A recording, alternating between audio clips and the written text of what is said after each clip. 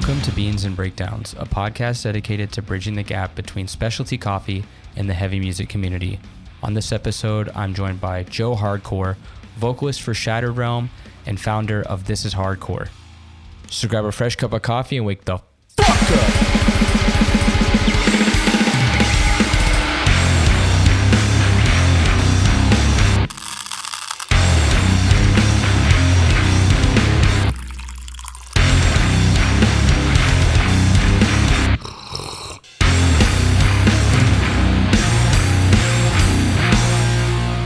What's going on, Caffeinated crew? On this episode, joined by the man, the myth, the legend, Mr. Joe Hardcore. How are you? Thank you for a cup.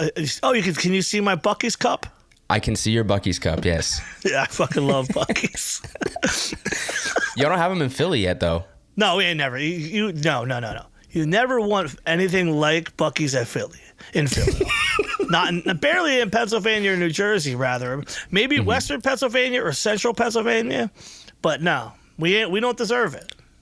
Yeah, it was. There would be, if there's 100 pumps, there's 100 gas pumps, or 120 at the Richmond, Kentucky, Buc-ee's.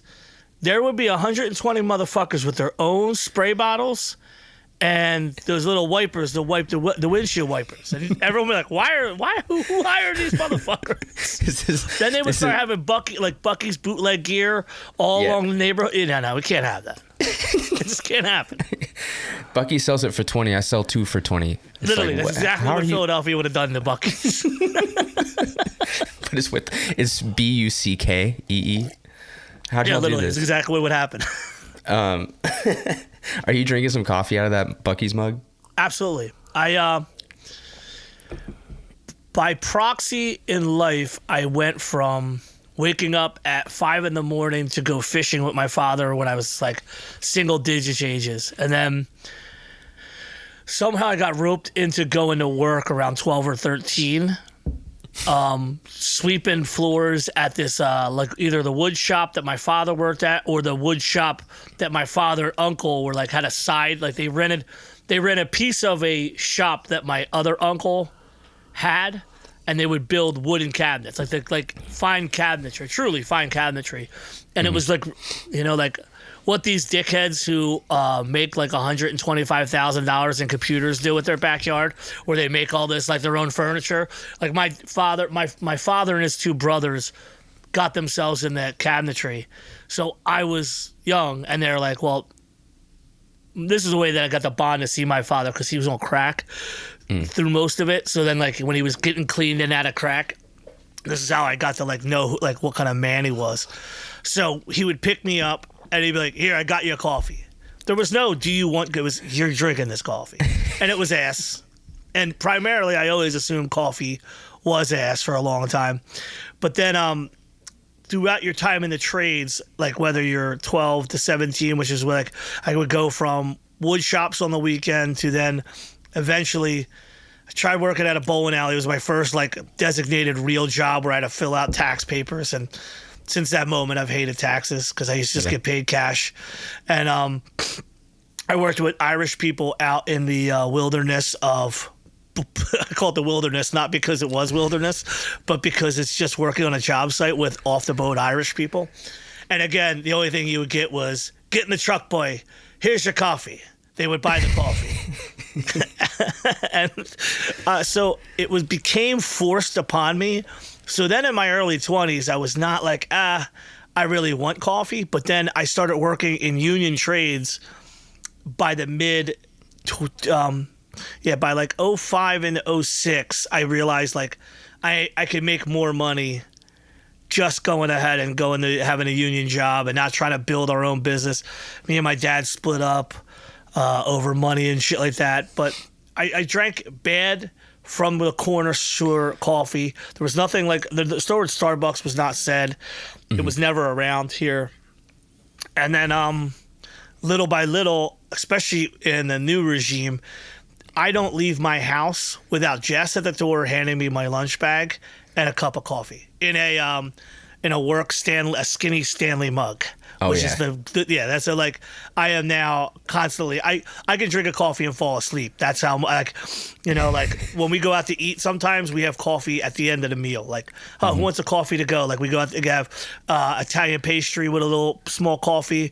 I definitely love an Americano now and again. But I'm so Philadelphia and the Philly mouth that I fuck up the words.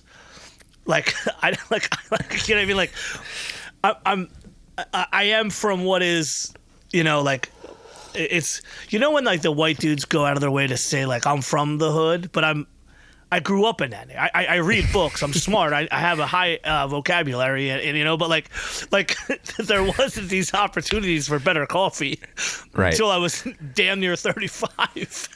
Fucking gentrifiers coming in here giving us good coffee. How dare they? The problem is that the drip coffee, like the filter coffee, is going to be $4, right? I tried. I even got what when you buy random shit, like do you go to the store and buy random shit? Yeah. Yeah, so I try to get out of it by getting this one box that would come in the mail like once a month. Oh, and the trade thing or whatever, like it wasn't a trade thing. It was just random shit. Okay. So the one time they give me this ceramic, like it looks like a saucer and a cup, but it's a way to do your own home drip coffee. Oh yeah. And that was the first time I was like, this. And then you get a couple little coffee packs, like these. One of my friends did that in California. I pray to God he still has the business because I saw the price. I'm like, this dude's going to literally be worth more than it meant if he keeps it going, But like, I understand the importance of coffee. If I had to go get a cup of coffee, I wouldn't go to Starbucks though. But my girl, for her, but the regular coffee, that pipe place stuff, it's just too bitter. If that makes sense. Yeah. But whatever shit she makes is fucking great, and she puts whatever in. I'm fucking dead if she leaves me because I don't even know what I don't even know what the coffee. What is the recipe? Like, yeah, what's going on here? Starbucks is and I'm probably the biggest op to Starbucks. Like, it's overpriced. The quality is usually not good. It's really bitter, like you said. Yeah. But I also work for a coffee roaster, so. Oh yeah. So you're in the fucking game. They're like number one enemy of me. Like I'll firebomb a fucking Starbucks. You know what I mean? See, we had even in the 90s, there was this place called The Last Drip, and it was like downtown. And it was like by the one art college, and everyone was allowed to change. I don't smoke. I've never smoked before, but like I liked the coffee, but I hated the fact that everybody had like 2 cigarettes in their mouth at a time drinking coffee. So it was like so disgusting. Yeah. But like I really liked. And for being straight edge, I imagine that like now maybe I've nullified. Like I don't really get like super caffeinated. I get more hyper if I'm talking and having fun. Then the coffee doesn't ramp me up. In fact, sometimes it's just like I just need a little like, all right, let's get in the game. Like I'm leaving my house 3:30 in the morning, 4:30 in the morning to go pour concrete. You need that little like, all right, let's wake up and get in the game, boys. Yeah. But when they started putting Starbucks near those places and those places disappeared. That's when I started, because I would always read independent magazines or like the zines and stuff like that, and you would see people writing about like the beginning of like Starbucks taking over the old coffee shop. And coffee shop used to flyer in. It was always good to put flyers at that time in the 90s. So that was another principal reason why I would go into these places. And so, but yeah, like never was a coffee head, but OG Jeff, who lives, who's like, not only one of my best friends, his tattoo shop's right in this heart of Manayunk in Philadelphia. So we'll walk down and go to like a proper shop. Yeah. And like, it's interesting because it's like, this is like the new wave of a very long wave of coffee people. And we go in there and we're heavily tattooed and bearded up and we're very nice to everybody, It's fucking fun. That's it's surprising how many people there are in coffee that that come from hardcore and we're straight edge and are now heavily tattooed, bearded business owners. But like even the guy that I work for, he's not from hardcore, but he is from like played in metal bands in Dominican Republic. Oh my God, they got to be so fucking sick. Actually, he showed me the bands that he was in. I was like, this is kind of scary. I'm not gonna lie. Like, going to a show is probably rowdy, but he's just like fully tattooed, engineering master's degree, business degrees. Smart. Couldn't get a job in Quebec because of the French, so he just opened his own coffee roaster. Are you based in Canada? Yeah, I live in Montreal, but I'm American. You. Yeah, I could tell you're American. That's why I didn't hear. Did you move up for the wife, or just you had to run away from Detroit? No, I've Detroit. That's funny. No, I'm from Georgia, so my wife got a job up in Montreal, so we moved like on a whim. We used to sneak into Canada by the Detroit bridge, and then also through the train. One time we played at the Gino A. Marcus thing in Windsor, Canada, and we had to hide in a broom closet because for some reason the immigration people. Another time we were having a sick ass game of football, and one of these Canuck motherfuckers kicked the ball into the roof, and we ended our game. But had a lot of friends, especially the band. They were the Canadian Prayer for Cleansing. They were called Face Down. They were fucking awesome dudes. Love them guys. But we would play. We played there quite a bit. I've never made it further north than I want to say Montreal, and we never made it. Oh, yo, you want me to? Do you have a Canadian base? Is this your Canadian, or are you American based? What do you think your fan base is? It's 50-50. All right, I'll tell you the story then. I'll tell you the story because this is gonna get crazy. Oh God.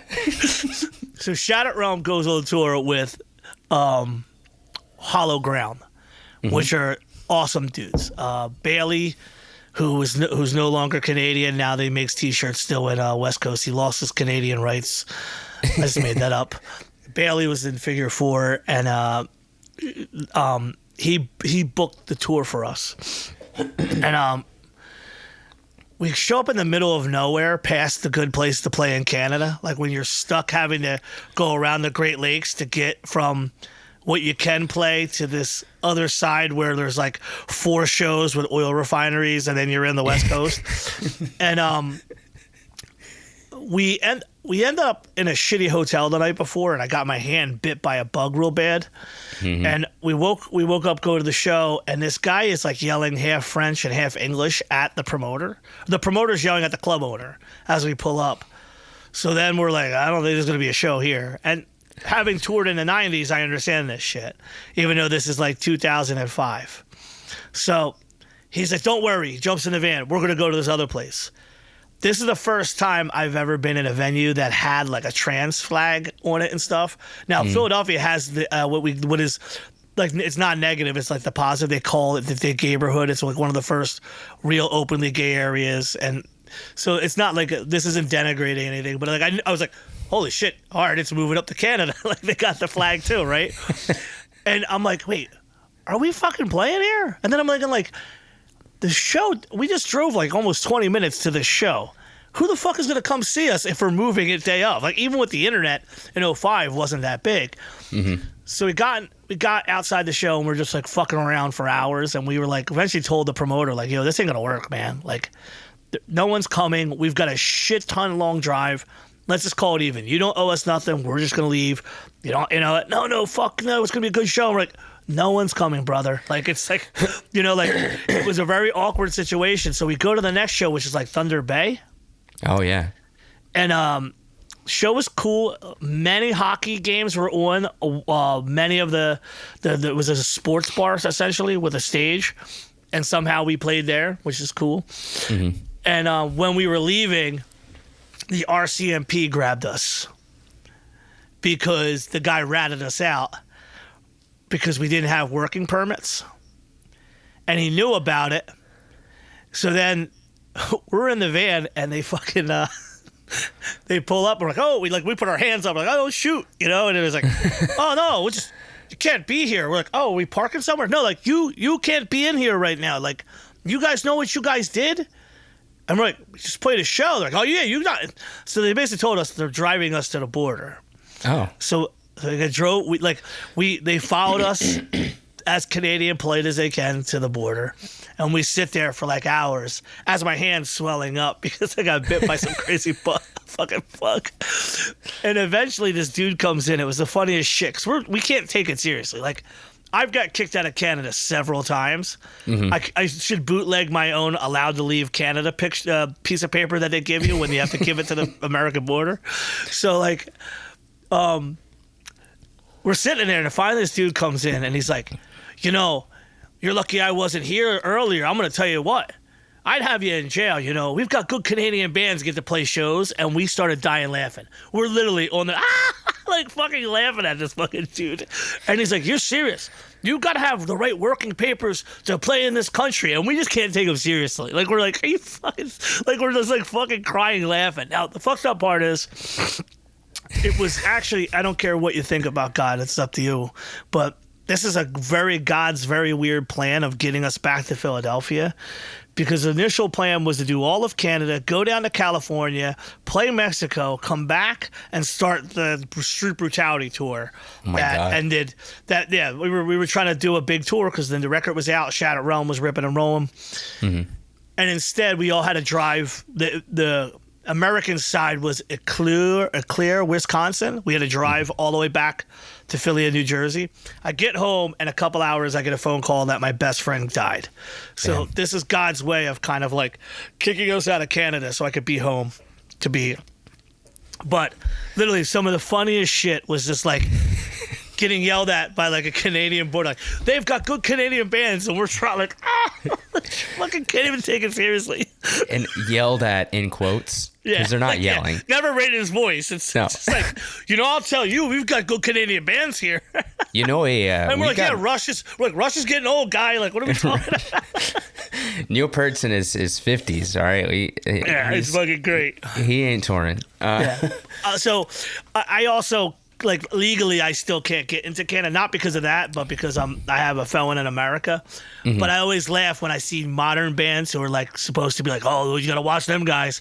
And their motherfuckers are playing in Canada. Many of you guys are my friends. I'm just breaking balls. But at the same time, how you getting into Canada? Soft motherfuckers. That's what, I mean, listen, if you don't get hassled, I feel like American bands don't actually get hassled at the border as much as they say they do, but they do it for cred. Like, because America just wants to drive across the state line. You know, like when we went to Europe, this motherfucker tried to jump in the van with us. Now, we had this old guy, MAD booking style, old guy from the old skinhead days with like a face tattoo. And the border guy basically is like, he's like, you're not riding in this fucking van, or whatever they're yelling at and whatever their language was. So the guys, they went back and forth. He wrapped like that country's version of caution tape around the back handles of the door and basically said, we will know if you've opened this door, and took instruments out of the back of this door. And we're, again, trying not to laugh. Like, yeah, of course. Somebody 100 miles from now, we've got 6 hours to get to the next country. Border people are super fun. Like, it's super funny to deal with border shit. So I never, even when they show up with AK-47 just to be like, hey, you know, this is our border thing, like that movie Stripes with Bill Murray back in the day.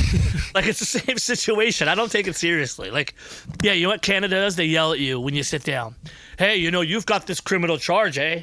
Yeah, okay. Literally, okay.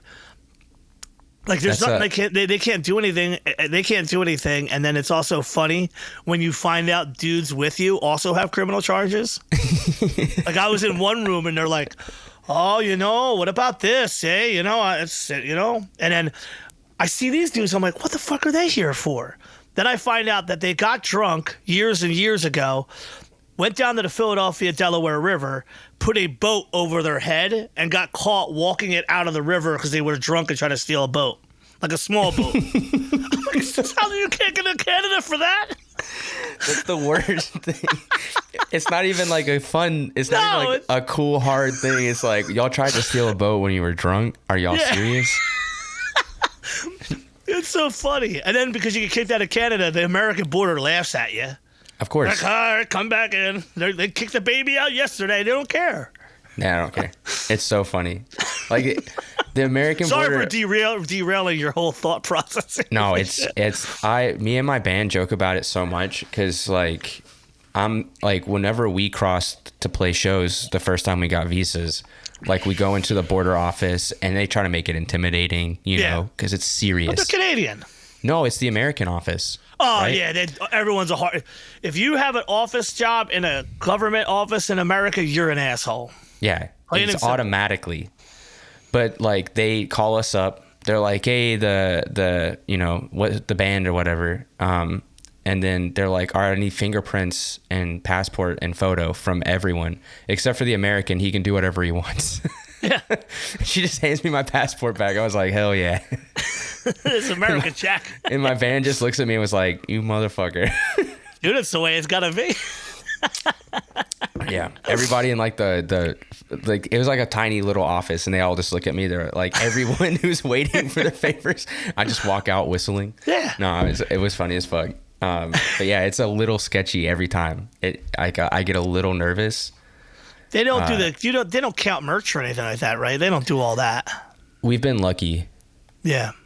But we claim that like we don't bring a bunch and then we just put a sign that's like promotional use only.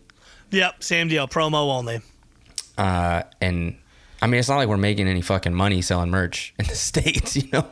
Like, no, we're not making thousands of dollars. So no. I think they catch on to that. Like they know. Like band rolls up in a minivan. Really? Yeah. That was the first time we came. We rented a van. Yeah. We rented a van to play one show in Windsor and one show in Detroit because that's how Punishment rolls. We just like, all right, we could do one thing. Let's just go do it. And then ended up. You ever see the movie Teen Wolf? Oh, Michael that's been J. a long Fox? time. Yeah. So then we started Teen Wolfing on the van when we got into Canada. Like we were literally on the roof with the van driving.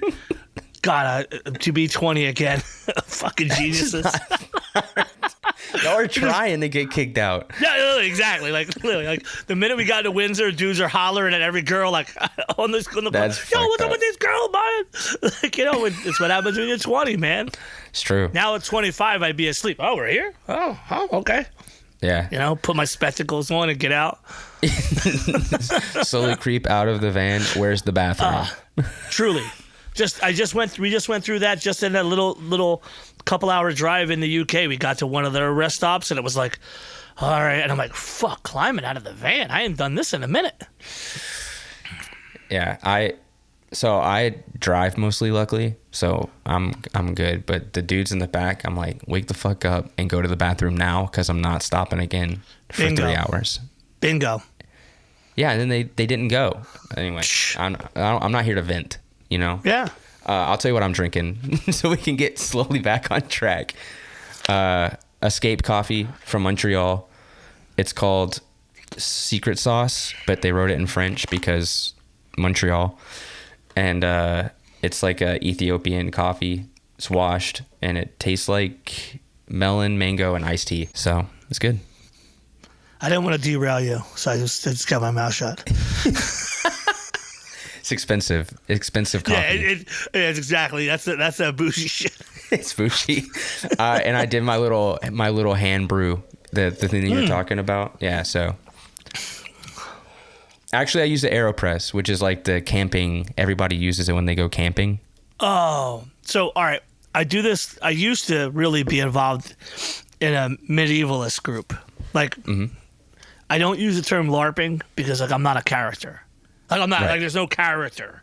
I'm more performing now than I am in this fucking in armour or whatever. But because we'd have like events, like a big event where we would like literally bring tents and sleep for like 7-8 days and go to battle every morning and come home. That's the first time I seen that. Was like dudes like you'd have like I don't want to say the word percolator because it sounds wrong, but there's some people had the old setups where you would put the coffee right on in like the campfire stove, but then other people had presses, and there was always arguments about who had the better coffee. And again, another time where you wake up at 6 a.m. and you got to put your armor on and eat something so you don't have an empty stomach when you're getting stabbed with a fucking spear. Coffee, man, it does that shit. The usual. Yeah. Oh, and then actually not the last war I went to, but the last big war I went to, they had somebody came in and made, there's vendors all over. Like, this shit looks like Woodstock. Like, it's beautiful. Like, if the hardcore could ever do it, it would be probably like the most weird event ever, because the way it's set up, population-wise, the population is spread geographically through like amazing amount of acres. And so the game is what it is. There's guys from Ohio, there's guys from Ontario, and they all have their same spot they've always had when they go to war. Like, this is the area that we're all camping in. And then they bring shit to camp and all this stuff. But then there's like a food area, there's a multiple little food areas.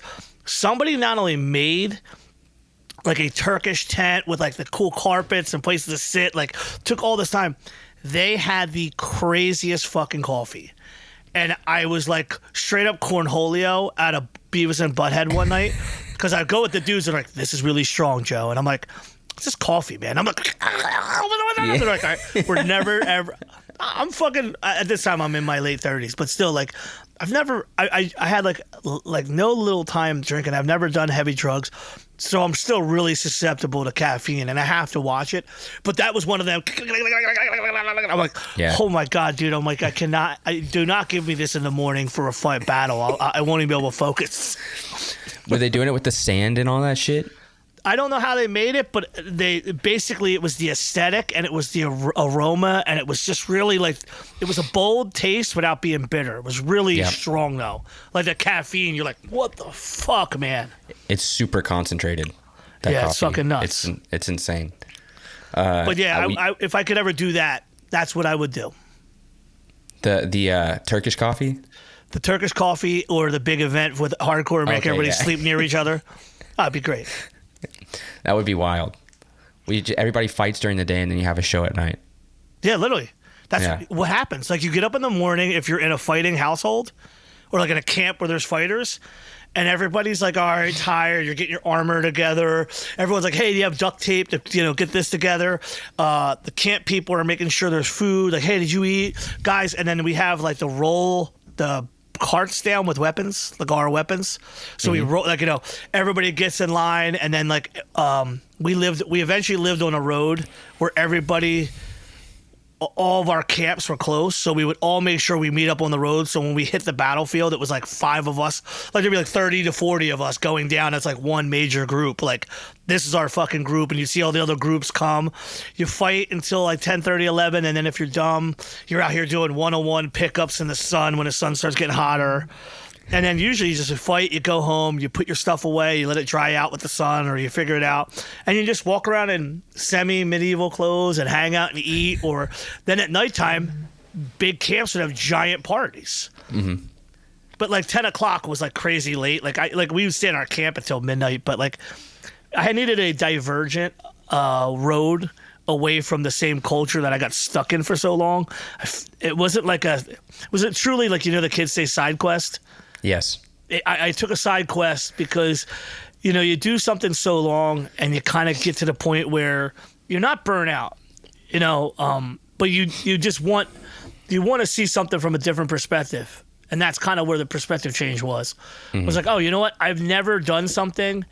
I've never walked into a room where I didn't know somebody who was already going to be in the room at that point in my life.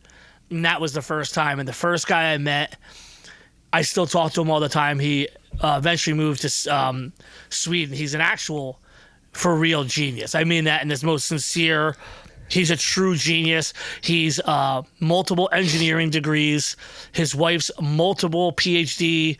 It's insane. And we still contact each other often. One day when we tour out there, I'm going to visit my brother in Gothenburg. He was one of the first guys. You see all that steel fighting that happens now where people are punching and kicking with the weapons on the internet? Yeah. He joined Team America in 2012 and was like one of the first guys who was a part of the Americans who started going over to Europe to do it. And then he just started his own Sweden thing, like smartest dude, coolest, nicest guy. Like I ended up being in his I was in his wedding party and all that stuff. And you need to have that other kind of exposure beyond just I knew Philadelphia hood shit, I knew hardcore shit, and I knew construction shit. So like that was like my side quest. Like your detachment. Yeah, and when you see parallels, like it was as DIY as it's going to get, and then it's one of the most, not famous now, but one of the original guys from the Kentucky punk rock scene became like one of the more of the bigger influences in this group. But he was like writing letters to Danzig in 1979 and 1980, and he knows Tesco V and all the old Detroit guys, and he eventually was in a band that got on Caroline Records. Inga Dagger toured with them, and he's just like, and he's an artist. I have some of his paintings, and he's just an old punk rock guy, like a first generation punk rock guy, and then you start meeting other guys who are like. You know, like there's a group of guys who are so old, they's like from the original California group, that they use the black flag bars in their sigil on their shit. That's kind of hard. And they're like, like literally, like, and so like you're still running into punk rock and hardcore in other things. That's just the reality of it. Like you're still running in. Like once you're in this culture. It's that it's the Musashi. When you know the way you see it in all things, it's that exact thing. It's like you see like, oh, this motherfucker's a punk rocker. And he'll come up to you and go, hey man, I don't want to bother you, but are you this guy? And like, yeah, holy shit, man. And then that's why I started bringing the sword fighters to This Is Hardcore in the backyard and shit. Just that, because it's like, let's expose the kids to something else, you know? Yeah, that's super cool. I always wondered like where the connection was. So that's sick. I was looking at 10 to 15 years in jail. I knew at some point I was have to probably at minimum go in house arrest. I just started paying attention to this thing called YouTube, and this other thing called MySpace stopped being a thing, and then I think it was whatever came after MySpace, or it was still MySpace maybe then, and videos were starting to be on MySpace, and I saw this monster. Like, we're talking like a guy who looks like one of the Urukais in fucking Lord of the Rings. Out here molly-whopping dudes, and it's just nothing but dust and all this shit. I'm like, they're wearing armor? This guy's fucking people up. Like, whoa! You're like, oh, this is crazy. And this is... So then I start going to YouTube. The first viral video that I saw of the YouTube for SCA... This is so fucking funny. Like, I had never heard... Down with the Sickness until this video. And it was like a whole ass video of like clips of battlefields. And it was like, so I know that song so fucking well because I probably watched it 100 times in the first week. Just truly trying to understand. And then like, I'm trying it because this is like pre the modern internet where you just can Google everything. And I'm going like, where's the group? What's the group? What's the this? And then I remember it was actually... It was my 2007 New Year's resolution. Like, I want to go and see what this thing is. And I asked them, like, hey, I'm going to do this. And a bunch of you like, I'll go with you. And no one did. I went there by myself. The other guy who was in the room, he still runs. He was working. It was actually in a, do you have the, like, recreational centers? Like, where you can, like, so it was a rec center in South Philadelphia. And I go down there and I meet this black dude who is still a friend of mine. He is an amazing guy. He runs all these student programs through all these, like, he's been a pool guy for over 20 years in Philadelphia. In fact, earlier this year, some kid got shot outside of his rec. And I called him to check, like, hey, do you want me to come by? Like, 20 years later, I still love the guy. But, like, he just gives a fuck about, like, Philadelphia, the rec system. And because of that, we all got together and became friends. Still friends, still check in on each other, you know. Very different from the hardcore world where the other thing is, you know, all these guys are in like tech and like they have like office jobs, right? So a whole world full of office people. Do you know that they didn't even, the only way you could communicate as a group wasn't like a group chat or something? They had these email servers where, like, you would send an email, then I would send an email. I'm like, they're still behind on all the technology. Like, you like if you like the groups are like probably just now finally getting onto Instagram and arguing, do we want to start a TikTok? Like it's super funny. The group's called Society for Creative Anachronisms, and there's branches in Canada and whatnot. But for people that work in tech, they're like the least technologically, and like the websites are still ass. Like it's so fucking crazy. I mean, I think is it to keep it underground? Is that what the They're not even that. They're not. No, they're always trying to recruit new people. And I mean, now like I can't believe like looking at myself in this picture with like the long beard that I look like this, because I didn't look anything like this when I started the game. But like now I know, like, oh. Now I know like, you know that once you get older you start knowing the difference, like that kid's really young, you know, like when I was showing up, like this guy's old, he's got a beard. you know the longer sorry the beard, again for the derail, the wiser the man. The longer the beard, the wiser. How is the tour in Europe? Well, it was 2 shows actually so I mean for me it was easy. Did y'all get like did somebody steal some shit or something? Yeah, so what happens is that the guys from Desolated linked up with us and were like, we really want you guys to be a part of our record release shows. Joe Hardcore, not involved in any of this. I show up, I'm a soldier. What time do we get here? I will be there on time. I was an hour earlier than everybody else. Thank you very much, me and Jess. And we get to go over to England to play shows. I loved playing England for years. We have a lot of friends there. And from traveling in America, it's hard to bring all your gear. Mm-hmm. And it costs a lot of money. And then you have to worry about visas if you're showing up with gear. So they gave us physically everything that like we needed, and they picked us up at the airport. They drove like it was. No American band would do this for another American band, and more sadly, very few American bands would do this for any band in the UK, and it sucks.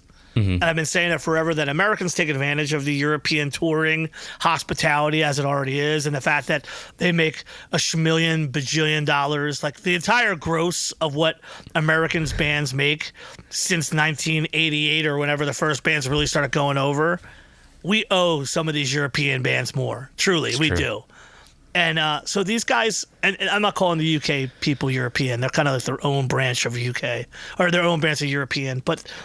They even like paid for our hotel. Like we couldn't have made it easier. Like if we were like, nah, son, we ain't doing it. We're the dickheads. Like it was so, They were so magnanimous and just like truly just wanted to have a great show with us. So we stay at the hotel. We play the show. When we come back, we're all eating pizza and having a blast because it was the first show and we're playing London.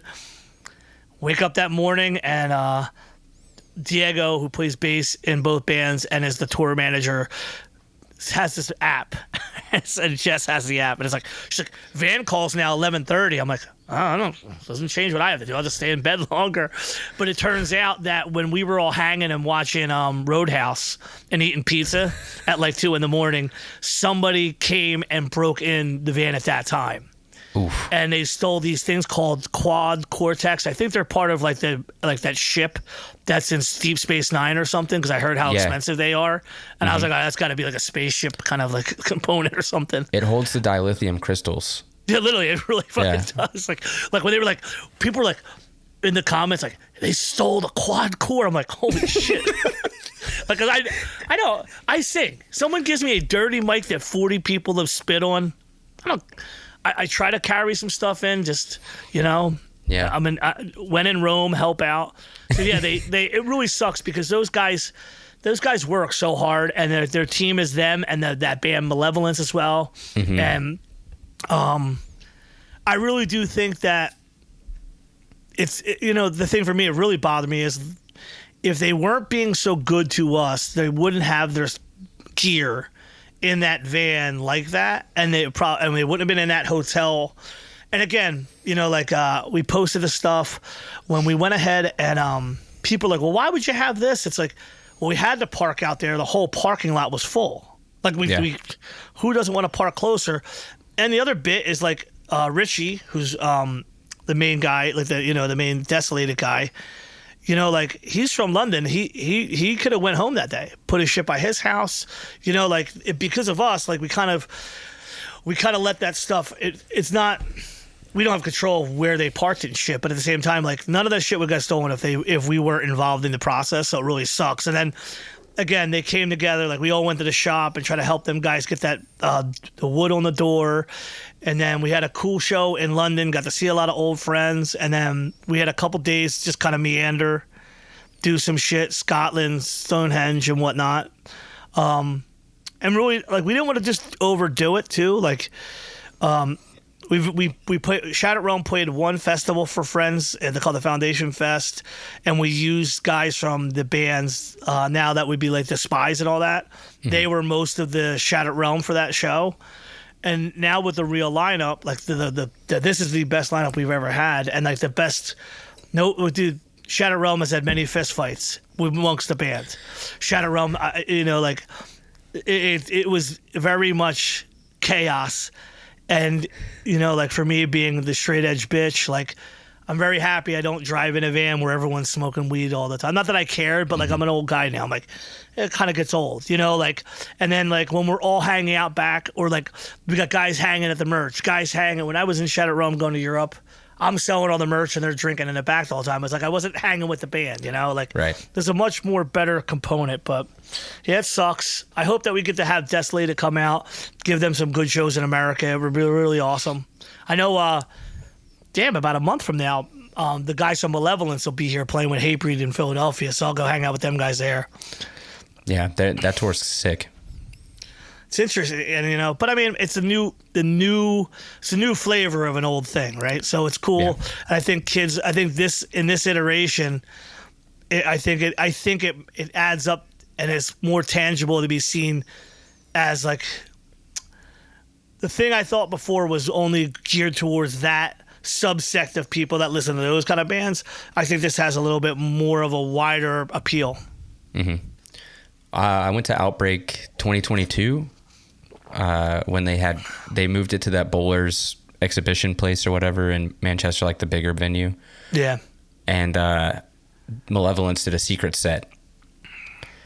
And when I tell you that people, their skin was coming off. Yeah, I believe by it. how fucking pumped they were. Because I guess it's like a hometown show for them. Yeah. And Malevolence was amazing.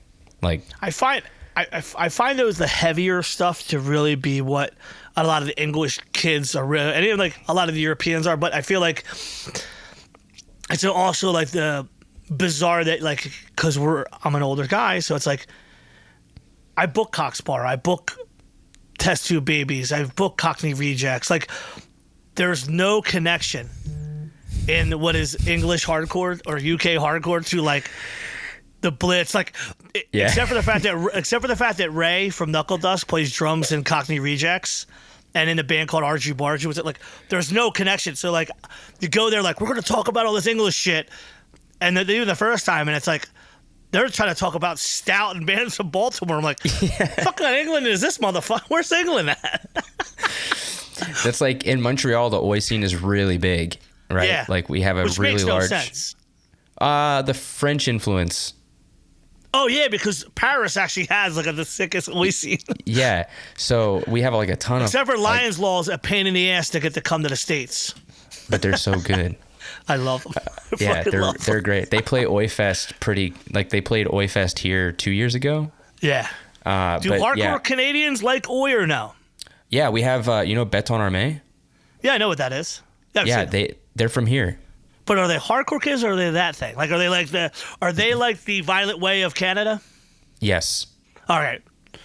Yeah, like I don't know them dudes, but like we've seen their band's fucking good.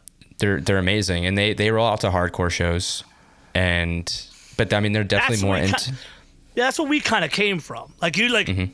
You know, I found hardcore through metal, and then like Biohazard and Sick of It All and shit like that. But like in my neighborhood, we had fucking oi bands, we had punk bands. So like that whole layer is kind of like coming out and like decaying away from hardcore, I guess is my bigger point. So It's kind of bizarre because like, yeah, I think Malevolence. I listen to them and I think of like, they're not cheesy. the way that when I hear bands from America are. What about like the Moshi death? I don't want to use the CORE word. I don't like that word on some bands. I actually like Malevolence. I like, all right, I know what the fuck they're up to. you know? And like even in Montreal, we've got this part of the scene that's like a lot more into like the faster locking out posse numbers style. Oh yeah, they always had that. Yeah. Yeah. But that's then the only reason why this... Canada has hardcore people come up. But then they have the slam kids that just worship like torture. Like that's what they want to hear. They just want to hear the breakdown, and then they want to hear the breakdown slower. Forgive them, Father, they know not what they do. There's room for all. I'm not gonna, I'm not gonna say one's better than the other. Let's put this. Let's put this like this. You got a nice bit of coffee in your hand, right? Yes. All right. So you got 7-Elevens up there. Yeah. Circle K. Yeah. That's Circle K coffee compared to what you got in your hands. All right. That's it. That's Circle K coffee. No sugar. The shit was on the pot for 3 hours because overnight. That's what it is. But it's not for me. I'm fucking 45 years old. You know what I mean? And I've been going to shows in hardcore longer than some of these kids have been alive at this point. Right. So I have a different perspective, but I don't have to cascade and demand that perspective from younger people. Mm-hmm. And I break balls. Like this is like the confluence of people when I say stuff is I've been on job sites longer than I've been going to hardcore shows, and breaking balls is like the commune of having fun, making fun. Like we're all having fun, talking shit. It's not there's a touch. It's just like coffee, a little sugar in the truth, maybe a little bit more. It's a fun way to say it, but it's the truth. They're the Circle K of that stuff. It's just like I've run into issues because I am used to, busting balls and shit like that. And so people don't like it. They're so upset that you can have fun. Yeah. It's like if you say something that's like remotely like not offensive, but I saw your eyes roll. When I started like, uh-oh, this kid. My bad. Listen, it's the new way. I see it in people like this, and it's just, you got to have fun. Because you're breaking down a social barrier where you're like, more than anything, breaking balls is a way of communicating, saying like, hey, it's okay. Right. The scary bit is that when you don't talk, when a guy doesn't say nothing to you, then there's like, what the fuck's that guy's problem? And then also there is that like, my father wasn't a great man, truly. That's like a true statement. Like he was on crack, psychopath. And he wasn't even that funny till later on when I kind of started understanding his very weird sense of humor. Mm-hmm. But there are guys who just win you over by breaking your balls. The closest thing I have to a father is a guy who's in his near 60s named Billy Gregg. That guy should have been in movies. Like do you ever see what's that the Tom Green movie? What the fuck is the name of it? It's super fun. I can't believe the fucking name. Tom Green's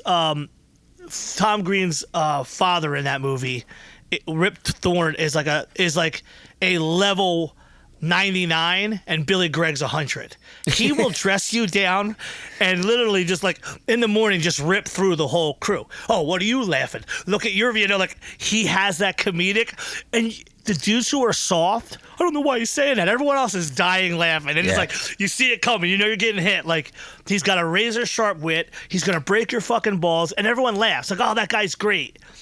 It's an old form of communication in a world now that is mostly flat text conversations and not real life. You can't understand the cue. Like, it's a ball busting thing, Yeah.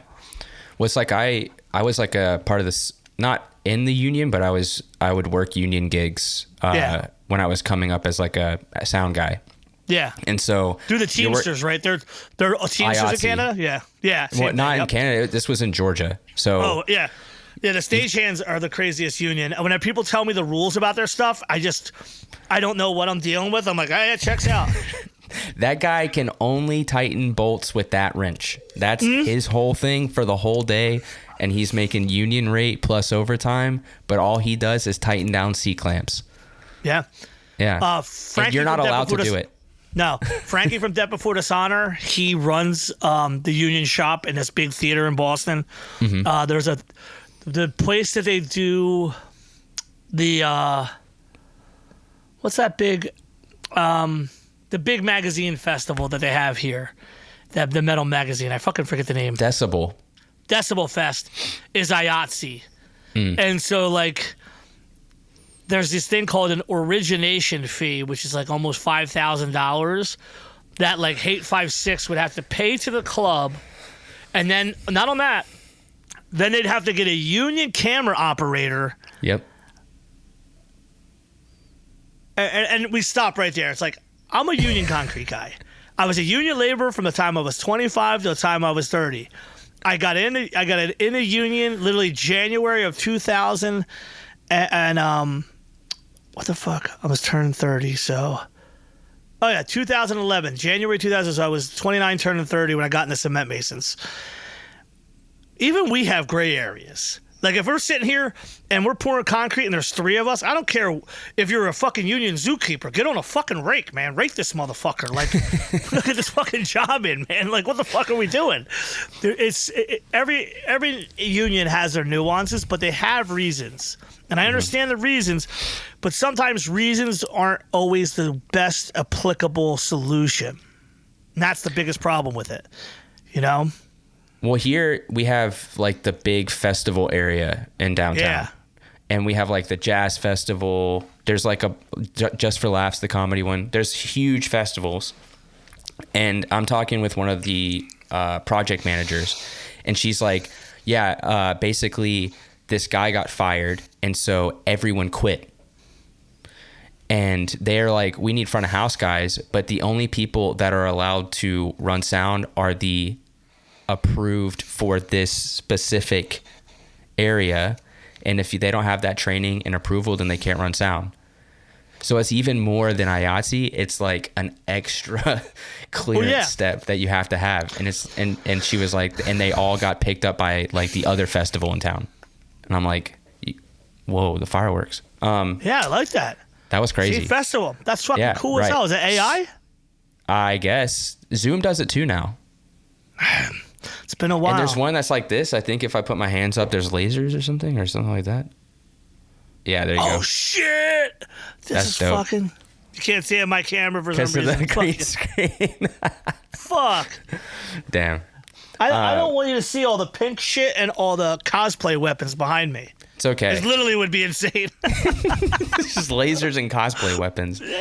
But yeah, they literally won't hire anyone. Like they can't, I guess. So it used to be that way in America, and then things shifted, and then so it's again pluses and minuses. People, non-union people, believe that they can exist without the union. So like for that statement to be true, you'd have to take away everything that we know in the modern workplace to explain to people who are non-union what the unions did for everybody. Mm-hmm. The fucking work, the 8-hour work day, the 7-hour work week. Right there. It goes over some dickhead's head who's like, I'll never be. My father was like that. My father was a not a consummate idiot. He didn't know how to spell well because he didn't have that focus, but he could take a string, a pencil, a tape measure, and a square and build a gazebo from scratch. He could make a line, do this. He was amazing as a woodworker and a builder. And then he would say shit like, I was like, why don't you ever join the union? Because a lot of my friends' dads were, yeah, I'll work 5 of them union dudes. It's like, yes, crackhead, you would because you were on crack at some point. But, you know, in the modern era, maybe you could make... Now, we were cabinet makers, which is a subsect of carpentry. Mm-hmm. You know, like, we did a lot of mill work. But we also did a lot of very... Like, later I would work before I got into the concrete union as a commercial builder doing, like... What you would say is like the kind of shelves and shit you'd see in girl stores, like Victoria's Secret type stuff. I actually worked on like the Victoria's Secret stuff physically. We did Movado watch kiosks in malls, and it was still non-union. And then the unions would come every once in a while and be like, "You guys should sign up," but they wouldn't take everybody. Take like 1 or 2 guys at best. And so it's like, well, they're like, "I don't know why you're even working here, because you don't give us a job." Because you're not hiring us. And the cabinet makers were even a smaller subsect there now because of computers. And really, computers completely got, like, literally a computer took my job. It went from when I was a kid sweeping the floor for $25 a day on a Saturday, there'd be 100 people in a shop. And it would go down to 70 a shop. Maybe somebody had 50. Because as the machine started doing more, the last job I had, we wouldn't even load in the wood. It would get put on the dock. They would figure out a way. It gets driven to where the machine, the all cutting purpose, the big machine, and it would be computerized. It would cut that thing. It would go ahead, and then they would bring me the parts, and I would make. You ever go to a diner, and you'd see like the bakery with the glass? They would give me the parts, and I would put it together, put the glass on, get it ready. Like that was my last job. And I still wasn't making half of what I did. One day, my friend called me. He's like, "I'm going to change your life forever." I said, "I'm not dealing drugs." Like, fuck with him. And he's like, "No, I'm going to get you a job." "You did concrete?" I'm like, "Yeah." He's like, "I'm going to get you a job with the union. Can you start tomorrow?" I told them guys I'm sick. That was on a Wednesday. I worked Wednesday, Thursday, Friday. I got off early Friday, went to the shop, said, "Hey, I quit," and took all my tools out. And I've never looked back. You know, I've had to work jobs, side jobs and stuff when it was slow in the beginning and all that. But I say this with a thing, like everything that people have as a worker, truly, whether you're an office worker, whatever you are, the unions fought for it. Whether you benefit from their the system or not, you do. And that's like, you'll see it like, "Well, I can make this and I get a 401k. And I'm like, "Yeah." And if you tell the guy, "Hey, I got to take off today," they go, "Fuck you." And then you have to now find another guy like him. Then you're probably going to have to say, he's going to say, "Well, I can't pay you what you were getting. You worked with him for 5 years." You know, like one of the things that sucks about being in a union is your output isn't rewarded in anything besides maybe you'll stay on the job longer. Right. Everybody from your trade is going to get paid the same amount of money as long as you're all journeymen. But even that, in fairness, is cool. As when the slow season comes, the guys whose output sucks, they're the first ones that get cut. Yep. Or as Billy would say, the sacrificial lambs. He'd be like, you can't get rid of the sacrificial lambs, Joe. You got to keep them. Because I'd be like, these guys are fucking idiots. He goes, "Yeah, and they're the first ones I want to fucking whack when the guy says we got to cut the manpower down." And you understand, like, what you learn, what you improve upon will keep you working. Sorry to go off on the union tangent, but that's the difference with the Teamsters is they have a real deep grip because there's not as much activity. And because of these things are federally sponsored, publicly sponsored, and it would be really a black eye for these kind of events to not happen, they have that ability. But, you know, what you don't see is the fact that the big concerts that are like giant, they'll hire as many of the guys who don't work off the hall, and them guys might only work 4 or 5 events a year, depending on where you live. Right. Because they're not the guys, or the girls, rather, or whatever it is. They're not the people that are going to be outputters, so they use them when they need extra hands. They're literally, somebody said all that guy can do is pick things up and put things down. Old guy I worked with. That guy can only pick it up and put it down, Joe. He's a fucking idiot besides that. He can only move a ladder. Yeah, literally. There's guys that literally, they just have no acumen or want to do it. Yeah. So those are the first guys cut, always. Yeah. Send that guy home. Oh. We're at almost 20 years of This Is Hardcore. Yeah. That's where the beard came in. Yeah. What's the top five most memorable sets of all the This Is Hardcores? The funnest one at times, have you seen the Bane Pizza Party? Yes. Yeah, that's not top, but that's up there. Like, I got to wear a costume as the pizza guy that people still don't know. They're like, why is he wearing like this lab coat? Yeah, pussy, we went to a Halloween store and got a fucking whatever we could find. But my friend from Atlanta really did make an actual Noid costume for this shtick. Truly.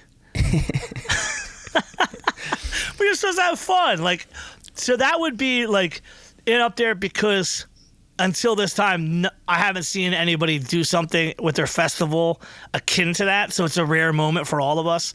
And the fact that Bane was still coming back up, as they would say. Like 09 was the first time they played the fest and they headlined the Sunday. And, you know, it's super funny because I don't give a fuck about saying this.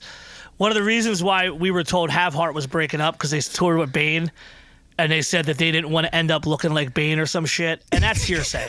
Legally, you can't hold me to it. But that's what the hearsay was back then. That they just didn't want to see what would happen. Like, we don't want to end up looking like Bane or some shit. So it's a stupid thing. Well, I mean, and then you think about it, but it's like, this shows you, like, to me, like, I like a band for what they do. I like a band for their catalog or their people. Yeah, we always want to get a young band that's going to have a reaction, but it's not primary because people, you know, like, oh, people want to check this out, but that band's going to play other shows. Bane has never, in my opinion, had a bad set that I've seen. No band in the history of the entire world has had bad set. Has never had a bad set. That's nonsense. Everybody knows that. Mm-hmm. But when you're having a festival, it's like, why would you not have Bane on it? And they were terrific. And it was like kind of this moment that kind of like helped. I feel like we helped rebuild their name and their like their self-worth. Like they got excited about shit again. And what's forgotten about this is like Aaron Bedard.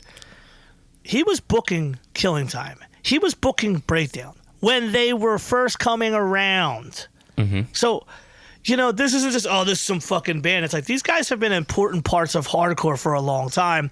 Yeah. And, you know, maybe they're not the new cool heavy thing or they're not the cool thing that has graffiti logos on it, but they've been consistently ripping it for so fucking long that it really did kick off, man. And I mean, they've had some so that's that. I would say having Guar, not only because I love Guar and like, but also I'll say that was Dave Brocky's last show ever in Philadelphia because he passed a couple months later.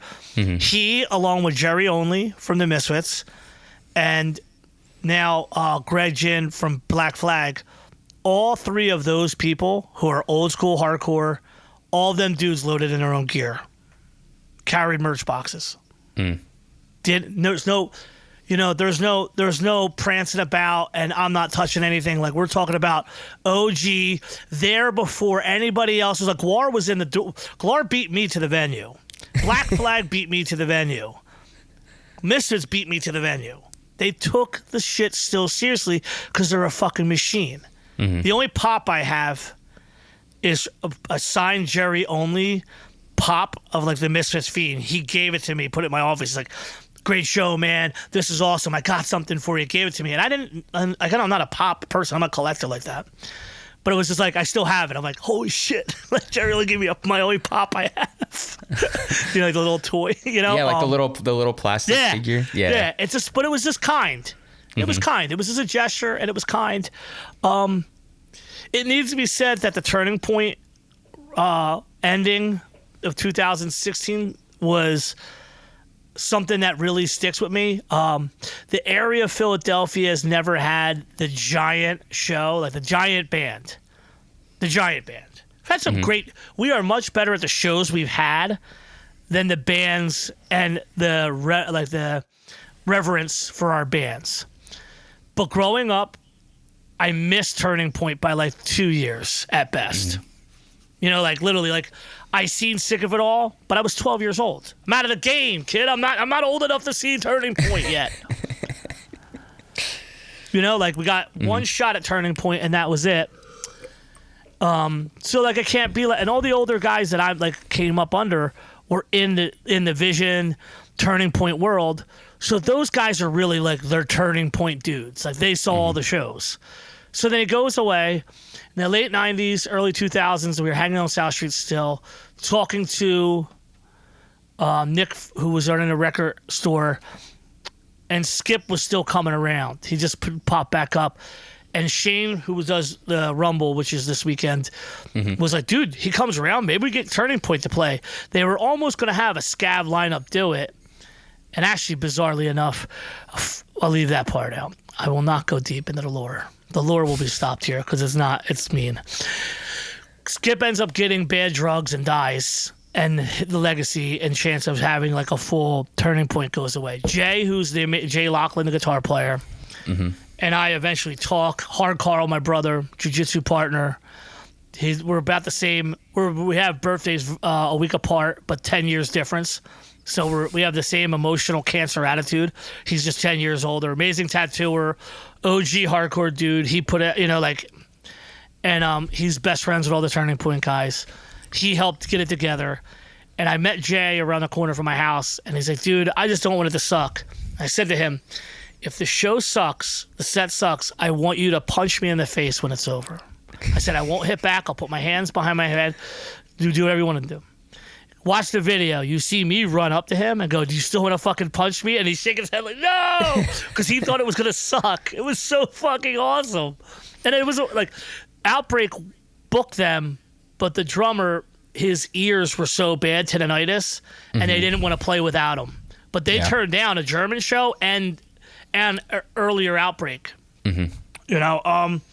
Like, these kind of bands were important for our area, but we just never had them. So having Turning Point, and like, it's just cool, man. Like, and again, you see it now that Killing Time's playing all these shows at Modern Kids. That wasn't always the case in the 2000s, and it wasn't always the case at the beginning of This Is Hardcore. Same thing for Breakdown. But I've long believed, you could definitely book what's hot or new or cool every fest, and you're going to have a modicum of success.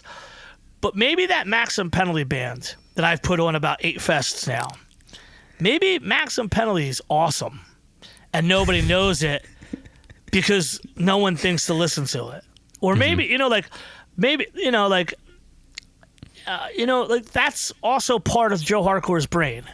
I can't believe I just said it that way, but that's when I turn into like booking something, I've got all the bands I need that's going to be cool. Let's do something with some of the older guys. And luckily looking at it, like when we did Killing Time, one of the first times, every member of Bane, including Zach, who's unbelievably tall and has a wingspan that's insane, all the Bane dudes at the first venue were moshing for Killing Time when they played. Of course. Seriously, Sheer Terror is one of my favorite bands. I've had multiple beefs with Paulie, no matter what. Multiple. It's fucking great. One time he told me to go fuck myself and lose my number. I still book him. I love him. We hug each other every time we see each other. That's my guy.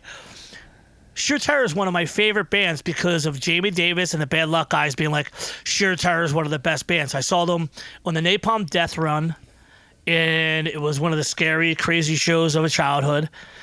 And then they break up, and then I hear that they're going to go to Japan, and I get them for the first reunion in 2010.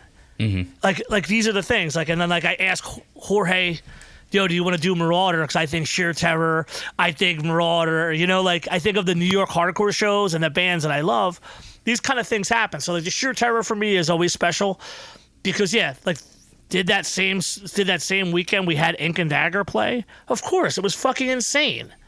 But at the same time, these are the bands of my past. These are the bands of my past. Like Sheer Terror, booking Sheer Terror was like, oh yeah. But I'll say this: the band that made This Is Hardcore the fest was Terror, and I'll tell you why. Vogel, me, it's my boy. One time I wrote him a letter. Actual handwritten letter. It was so bad he addressed the letter as Lee Hardcore because he couldn't read it. It said Joe. That's how bad my handwriting was. And I tried to book the Spare, but I ended up getting the first Buried Alive show in Philadelphia on the demo tape.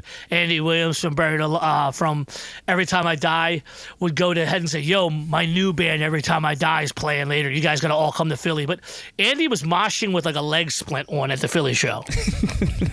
And when we did the Buried Alive reunion, which was also sick, all the Buried Alive, like, dude, you remember that show? They still remember the first Philly show they all played. Scott Vogel was instrumental in the sense that I needed a headliner for Saturday night. And I hit him up. I said, hey, would you want to do it? He's like, yeah, I'll try to figure this back before they were really at the apex of what they could be. And they were able to make their own decisions without like management, booking agent, yada, yada, yada. So we do a show Colin does a show in Boston, and they do the Philly show the Saturday. Friday was Boston. Having that headliner on the Saturday capped off to legitimize This Is Hardcore's first year. And, you know, this isn't just because, it's the guy from Terror. It's like, by that point, that's 2006. I had already been punishing Scott for over 8 years. When the Terror demo came out, he sent me a box to sell for $2 each. And I would send him the money, like that kind of deal. Like, you build these relationships, and it's very important for me to say that, like, the older guys are the people you used to have relationships with, you should always think about, or the bands that you, like, you know, like, that is my biggest beef with the modern fest culture currently. Is that it's 7 bands on 8 fests, and there's not as much creativity on the bills anymore. And I don't understand why people don't see it and try to like modify it so it's less homogenized. You know, I think that's what 20 years of this article is. It's like, yeah, we lost a bunch of money. We lost a big crowd because the Tie Down's amazing and the Midwest and Canadians. Yeah. I don't blame you for not coming to fucking Philadelphia. Why would you? It's a shithole. I get it. That was my original argument with Sean Agnew to do this argument. Philadelphia's a shithole. Took them 2006 to now to realize this place is a fucking shithole. But the reality is, we could be a regional fest. You know, like this year's 19. I'm going to try to do something that makes people want to come to see in 20. But the modern age, when I won't say the names of bands, the first big guarantee that I paid, which is as much as like $2,500 for the headliner. Now you can't get a band who's doing well $2,500 to play, okay? Just that, but I understand. Look at the number. We're talking 19 years ago. It's expected that the bands get paid better. But also the ticket prices are low. You know? Now a one-day ticket, I mean, and this Hardcore's failure, one of the great ones, was my mistake. Not asking the email people that I email with from the venue what the final price would look like in charges. If I would have seen it differently, I could have modified. I really was working on a nuclear project that I do every year. I'm hyper focused on that. And it was like something, seeing the first people buying tickets, and I was sitting there at the table where I do my paperwork going, how the fuck is this thing over almost 150? I like was mind blown, the charges. Like fucking mind blown. It was like such a fucking like, what the fuck, man? You know? So what I'll say is like, I think that people have to do a little bit more creative bills, maybe not just have the same thing, but we'll see what we do. We'll see what we do. I want to continue it. But I got a beard and a lot of other shit to do in my life, and I might just become one of them dudes that for years I always joked and said if I grow a beard I would get in that beard championship where they shits out the hair, but I've never been able to grow a beard. Yeah, I've never been able to grow a beard, and 2 years ago it happened. And I was on a job that I didn't have time to shave every morning, and then next thing you know, you wake up 2.5 weeks.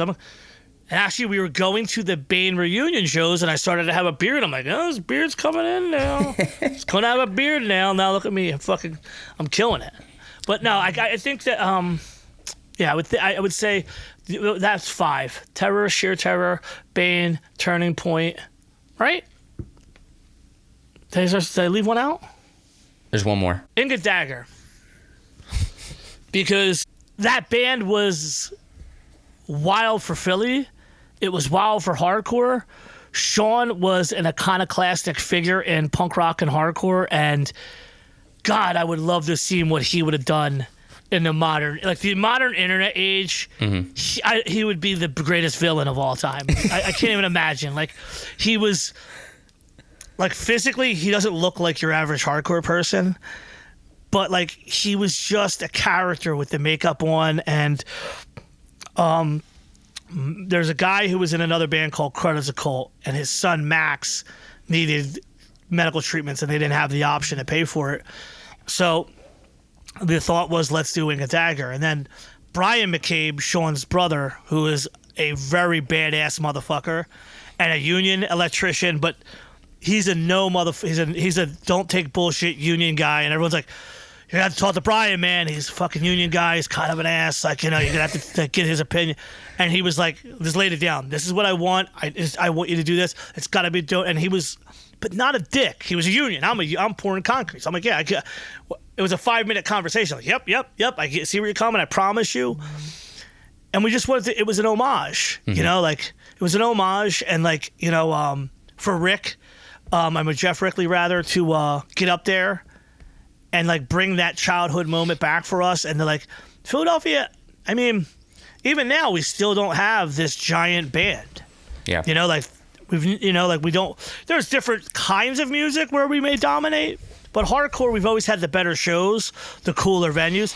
I mean, you want to go head to head in different time periods of shows, Philadelphia might win out in some regards, but we ain't going to win out in the biggest, coolest, best bands of all time. Right. And so, like, that's always been the quality of the promotions, the creativity of our promoters. So we got this, and so I think that them also being there at that time was, like, really cool. Now, granted, I still think the show that I wish everybody would love more, the last two bands to play the last day at the first venue in 2011, the year after Ink and Dagger, it ended with From Ashes to Rise, and the band after that was Madball. Back to back. And it just, the Madball set started here and went, meow. And I was like, oh, well, shit happens. Yeah, I don't know. I love Madball. I saw them, I played with them in 2023. Yeah. And it was one of the best shows I've ever seen. Like, it was amazing. What Freddie did was pretty interesting, that show. He hits the crowd with, we're not just going to play all the hits, man. We got new songs. Oh, no. People are kind of like, and I'm on my way home. And it was like, and I just was like, bold strategy, Cotton. Let's see how this fucking plays out. Oh, my God. Never do Watch that. It's on video. It's on video, brother. You can see it. 2011. To the point where I was like, well, I got to start cleaning up right now because I knew that like this is going to be like a big walkout. And and again, then we do Madball on the Set It Off sets. I mean, I got Madball coming up in September with Bayway. Like they're universal. So you can have a set like that and it's going to be what it is. But like, I wanted my roses for thinking it was like me and the R5 guys thought it was great to have From Ashes to Rise in the Madball. I'm like, what a great combo. Yeah. Like I've had Tragedy. Like I think if you see one day I got to print all the bands who've played and what year, because I have it on an Excel sheet. What bands played what year, what day. I keep all that in the Excel. It's fucking retarded how much Excel info I have. Like, oh, this band's like, Wisdom in Chains now is on the second year of not playing after 20. This is the 9th. They played 17 of 19 years. That's true. They have played almost every 17 of 19. And the only times they haven't played is when we changed venues. They didn't play 2012 and they're not playing this year. They're playing like Europe shit.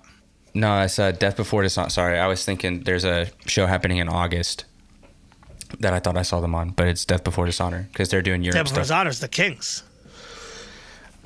I love that. They play that Madball show. Yeah. And here's the thing is, again, young guys, man, they love thinking they know how it's really going to work. You look at a DVD, they've got multiple records. They've done so much European touring, and they're not one of these old guys that only go to Europe. They really aren't.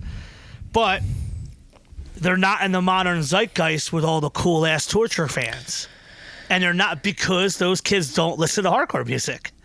They don't. And that's really what it is. They literally listen to 6 bands that come from Days or whatever else, and then they talk about Spotify death metal bands that never played shows. And then they go, well, actually, this is more like death groove and not blast beat music. And they just try to create some scenario where they're right.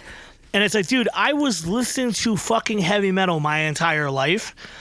And like, literally, my mother was booking metal bands. The guys from Cinderella were at my fucking house. You know, like, crazy. Yeah, literally. The guy who John Karabi stepped in when Vince was out. We ate. I say this all the time. We ate Thanksgiving dinner with him and his cousin because she was best friends with my mother. You know, like my mother was obsessed with hair metal, and hair metal dudes loved her for obvious reasons. Band dudes are in my house all the time. It was fucking nuts. I was watching Headbangers Ball since I was a kid. I came from heavy metal. But then you go to South Street, you got to learn about oi, ska, punk. You got to like all this shit. So you get these 20-something-year-old kids who are like, well, actually, because I read this is what this is, and you know, this is more of this kind of band. And then they like want to create this word slam, which I just everything's a construct. Time's a construct. Money's a construct. And I think that what comes out of these people's asses and comes to their mouth is a construct. They create a scenario where they know what the fuck they're saying, and they're completely they're in their own isolated universe that no one else agrees with. You know? What's the curse of like the online echo chamber? Well, yeah, right? because everybody wants to have this thing. It's like exactly what happened this year. This is one of my greatest you want to hear old man on the porch screaming? This is my greatest one. 2023. This is hardcore happens. Hatebreed annihilates. Or actually, it was 2022. Was it 2022? Yeah, 2022 was Hatebreed. We have this fucking amazing show, but Rich McLaughlin from Breakdown and Killing Time dies. They do a benefit show in New York. In the same venues now that Scanlon and all them, once a fucking or 3 times a month, Mind Force is playing with one of 8 bands and everyone goes, right? You know the deal, them shows. None of these jerk-offs, and I'll say Carter's name because he's a jerk-off, and all these guys who are like now in youth crew bands and starting youth crew bands and New York hardcore bands, none of these gavones came to that benefit show. You got Killing Time and you have Breakdown. Not only does the show just a benefit show for Rich, who was in both bands and beloved by everybody in hardcore, but you now go to every show that goes up there. You guys fly in for New York shows. The show was half empty at best. When that show happened, they did the craziest bit about the set was that they had this moving tribute of videos and shit. So like one of my favorite people in the world, I had to see Anthony Communale tear up, which I would tear up as well. Like just seeing old pictures and then having to play a set. But basically the band, because it's the same band, just Jeff or Anthony, one would do one song. One would do, that was like Breakdown the Killing Time, Breakdown the Killing Time. Probably one of the coolest things I've ever seen. But now these dickheads in 2025 who are now starting these hardcore bands were part of hardcore and completely fucking ignored what should have been a generational moment. But now these kids will pay $60 to see fucking one of them instead of having the balls to go to New York, support a benefit show for this fucking motherfucker when it's Killing Time and Breakdown. That's my biggest gripe. Like, it's true poser bullshit. Oh, I'm sorry, I wasn't into New York hardcore at the time. I wasn't into doing a straight edge band at the time. I was into 8000 music and trying to be Path of Resistance styled. And that's the problem. Like, they get so nuanced into their own little echo chamber. I've never been that way. I wish you guys could see pictures of me as a long hair. Straight up long hair, didn't know shit, got told I'm an idiot, cut my hair, you're a fucking metalhead. You know, these kids at 20 have so much more of the hardcore music just in their hands on Spotify and listen to so little of it. Same thing for metal, same thing for everything. Like, we have so much information that's making everyone dumber. Yeah, it's weird. That kind of show, like, and granted, 1990, I'm 10 years old. I don't see a real hardcore band till Biohazard and Sheer play. I was 12, turning 13. You know, like, the limited amount of shows that I did see, I got to see some cool bands, you know, but like, no, you can't go to G. Willikers. Why? Because unless someone sneaks you in, you can't. I got lucky that people snuck me into a couple cool shows and got to see some shit, but like never like, like you start, but you're not going to every show at 12 and 13 years old. Mm-hmm. We only went because we could take the train to South Street, and we saw it said Sick of It All and Biohazard, and we were like, oh, yo, we just saw them bands on Headbangers Ball. We had the Biohazard shit. We had the Sick of It All shit. We're like, dude, we got to see this show. We have to go. The guys I came with, they never became hardcore guys. I was like the one guy left. Like I'm the guy who like end up being that. Like it's a weird thing. But these kids now have it all, so they get in their own little popularity. It's like they're almost like support groups. I really like these bands that are exactly like what it was. Like all that, like all the Prayer for Cleansing shit. There was like 12 of those bands. Now there's 100,000 kids who want to have a band that sounds like that. It's like what made it cool. There was about 8 or 9 of them, and because Punishment couldn't really get in on some of the shows, we played with a lot of them. Mm-hmm. That's how I know. Like I was there. Yeah. So it's just a support group to validate opinions. And then they flip-flop. I want to do a straight edge band now. In fact, Lennon's the only one of all the kids from Florida, and Bob Wilson consistently just do bands. Everybody else goes, oh, this is the new thing. I'm going to start my new band doing this. But where were they for the Breakdown Killing Time show? Andrew Vicante was there. Me and old man Tim Shaw were there in the pit, pitting it up to nobody. Man, Andrew Vicante, the Combust crew, they're great. I've seen them like 5 times. They're so good. We were sitting behind them after we played with them at like I forget. It's a restaurant. I just don't forget the name because I'm getting old. And that port doesn't matter. It's in Florida. And you can see they don't have that much money, and they're like freaking out about apps and shit. So me and Chris pulled the waitress out. We're gonna get them some, like, give them, like we're gonna pay for their food, like whatever they get, like because we're playing 2 shows. We have jobs. Like I saw these guys roll up with like army bags full of merch and records in a minivan, and they just did it, man. And then they just released this fucking amazing testament of real modern ideas on New York hardcore, and knocked it so far out of the park that there will be older bands that should be stealing from them. It's a modern masterpiece in New York hardcore, and they still don't get their flowers. Nope. Because they don't have the Knock Loose-esque fandom that'll just support anything. But New York hardcore used to be like that. Yo, look at Cold Front, baby. Cold Front, Queens. You know how I know about that band? How do you think I know about that band? Get 3 guesses. You booked them? I wish. Next. Strike 1. Damn. Probably because another hardcore band shouted them out? No. Damn. This has got to be a good guess. Think anachronistically. What doesn't exist anymore in the modern time frame? A zine. Bingo. I saw an interview, and they were shouting out bands, and then I got a tape that said Cold Front and the thank yous, and I'm like, what's this Cold Front? I was the OG Punisher. I would call Nick B, who is Chris B from EGH's brother, and talk to him for an hour about Queens bands. Mike DeJean, I just hung out with DeJean's older brother, who's a giant. The dude's like a Frankenstein style tall. Giant dude. One of the hardest dancers in Queens. And I got obsessed with the idea of the way these guys were playing different rhythms.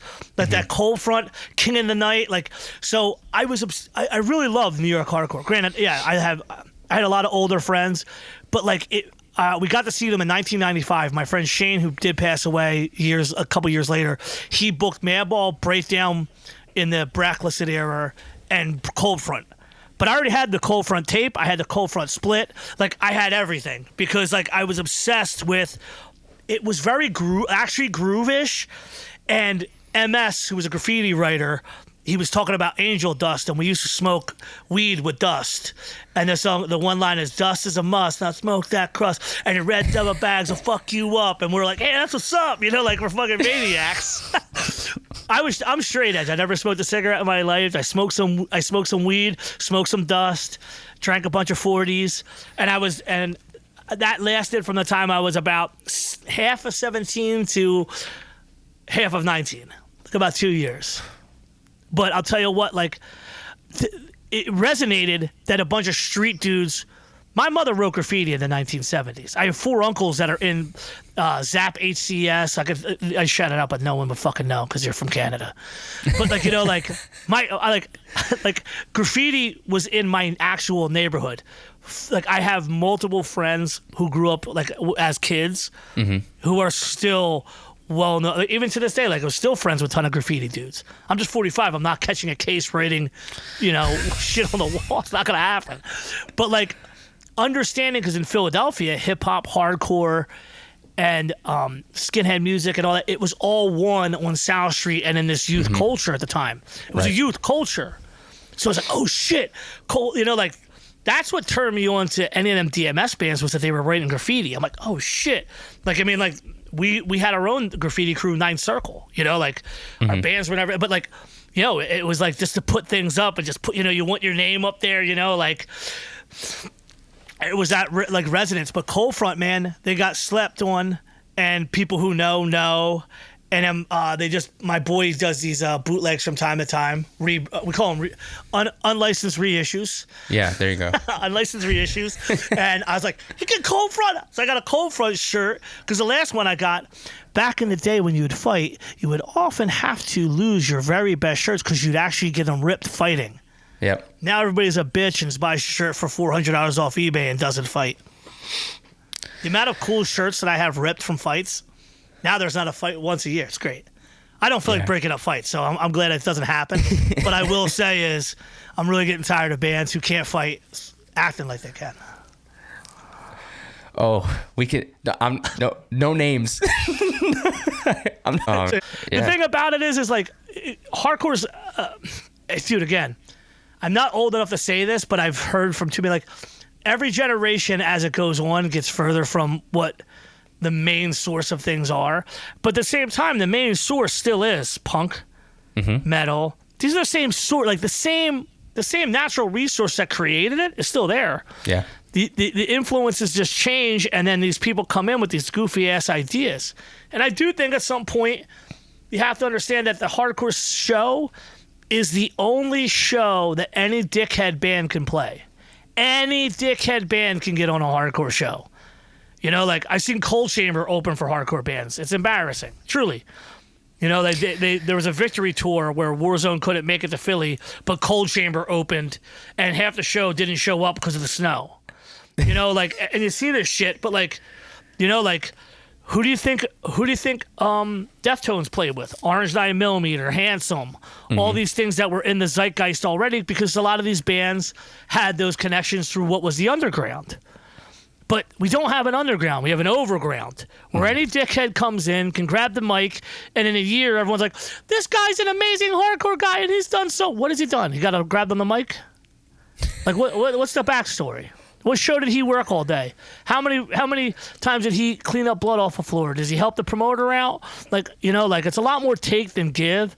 And I'm not saying you have to do things before you can do things, but I'm saying is, you'll understand things at a greater capacity when you're the kid who sweeps up the floor. Do you know, like at the church, so many kids stay after the show just to help clean so we all don't have to work hard? And it's now to the point where, like, we don't have to do as much because these kids just now understand this is what we do to keep things going. And I hope that in other places they have that. Now, granted, you had a big rock club, you're not going to clean up. But it needs to be said, at the DIY venues we play, I often realize, so like we're in that show we played in Sheffield.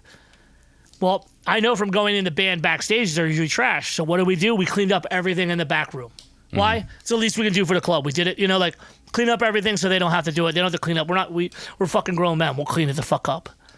And I think that the modern day of buying a t-shirt online, a modern thing of buying a digital thing, I feel like the connecting point to the culture is completely transactional in a fiscal way. And then the people who buy this stuff, they think they have some ownership or privilege because they paid money. And it's like, you paid money to support, but what have you put in that's blood, sweat, tears, time, energy, ingenuity? Oh, you started a band that sounded like Tortured? Fantastic. Like, oh, you have a metal band, but you also have a pop punk band? Oh, that's dope. Great. I'm glad you added to the community. You know, like, truly only in the sense when we have benefit shows do I see the goodness in people. That's because there's nothing like the band. No band's like, I have to play after them. No band's going, hey, man, I need this much money. Same thing with Vogel. And it goes back to the whole thing with the breakdown guys. Carl Percara calls me and asks me to do the Howie benefit. And I'm like, yeah, I'll do a benefit show. I'm like, who's it for? He's like, for Howie. And I'm like, why? He's like, yeah, Low in the Crowd Howie's got cancer. We want to do a benefit show. I'm like, we want to do it in New York? He's like, no, we want to do it with you in Philly. Terror's in Philly to play a show. I woke up this Vogel. I'm like, you have a Low in the Crowd tattoo, do you not? He's like, yes. I said, do you want to play with them? And I told him, he's like, I got to call him. We got to make calls. We want to do it. That Terror validating the benefit show. Then we got Pagan Babies, which is like an old Philly punk band, hardcore band, like from my neighborhood. It just opened the window. Then we got Maximum Penalty because they used to always play with both Pagan Babies and Alone in the Crowd, and because Terror and Maximum Penalty got together. Like, that's the stuff where the community comes together. I don't want more benefit shows because it's always a bad spot when there is benefit shows. But I think if someone who's younger really wants to learn what a community really looks like, they should. It's not up to us to go Hate 5-6 Live and show you how it's built up. But I wish people would have more understanding of the gears and the spinning and the way it works to get people to be able to put these amazing things on. Because then they will understand it's not, hey, I paid my money, you owe me. It's like we're putting back in. Yeah. You know, like every hour, every sweat, every this, like the kid who's knows that we just put the show on and we got all this stuff going on, that he's going to clean the blood up in the bathroom, or, hey, someone threw up, like usually that's me. I'm always the guy, like, I'll go in there, clean it up. I hate seeing these kids clone up. And plus my first job on the books was a bowling alley. So I am amazing at unclogging a shitter. Literally world class. If I could get in the Olympics for unclogging a shitter, I go do it so fucking good. You talked about booking agents, kind of, so I don't want to talk about that because you famously don't like booking agents. No. All right, I'll correct that. My problem with the booking agent is that they hold top tier bands in their hand so their baby bands elevate over organically growing local and regional bands.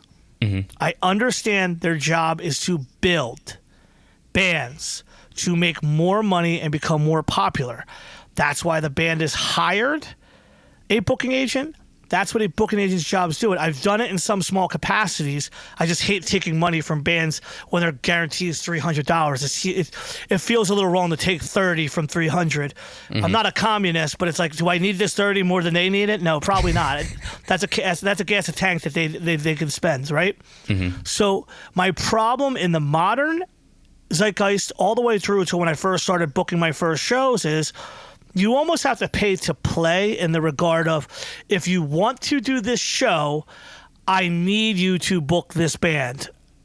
Or in some senses is, I'll get some of the booking agents' lower bands, the baby bands, as they say, but I don't get the shot at the bigger band. Right. I also think modern hardcore of today, which is, let's say it's been going on since 2000, it's going on forever, but in the last 5 years, there's so much nepotism because there's about 12 total booking agents. There's probably about 10 guys managing people. I find it hilarious, in the non-hilarious way, that there's guys who are in bands that have managers for their band, and then they have managers. So then it's like spy versus spy. You're the manager, I'm the manager. You're the manager, I'm the manager. What is it? What is it? What are we doing here? Greg Mongoloids is the manager of Shattered Realm because he was a kid. You ever see any Indiana Jones movie? He was Short Round. If Shattered Realm was in a fight, Greg's in that van driving that thing up so we can get the fuck out of there before the cops get there. And now, because he's successfully managed YouTube people and he's a serious guy who can handle the money and the finances, and because we all work during the day, I trust Greg with my life and with making the best actionable and practical decision for us. So therefore, he eliminates us being in the fold. So the right business is done, good and bad. And I have to worry about everything in my life. J-Way has to worry about everything in his life. So Shattered Realm is on autopilot in Greg's hands because he's been a part of the team for 20 fucking years plus now. Mm-hmm. And it's the better way for him to say, how do you feel about this? And I ask, what's the pros and cons? He explains it to me because I have my own jaded or not understanding what everything's going on perspective amongst the bands because I'm more of the promoter side. Right. The promoter's job to work with a booking agent is to do the best thing we can.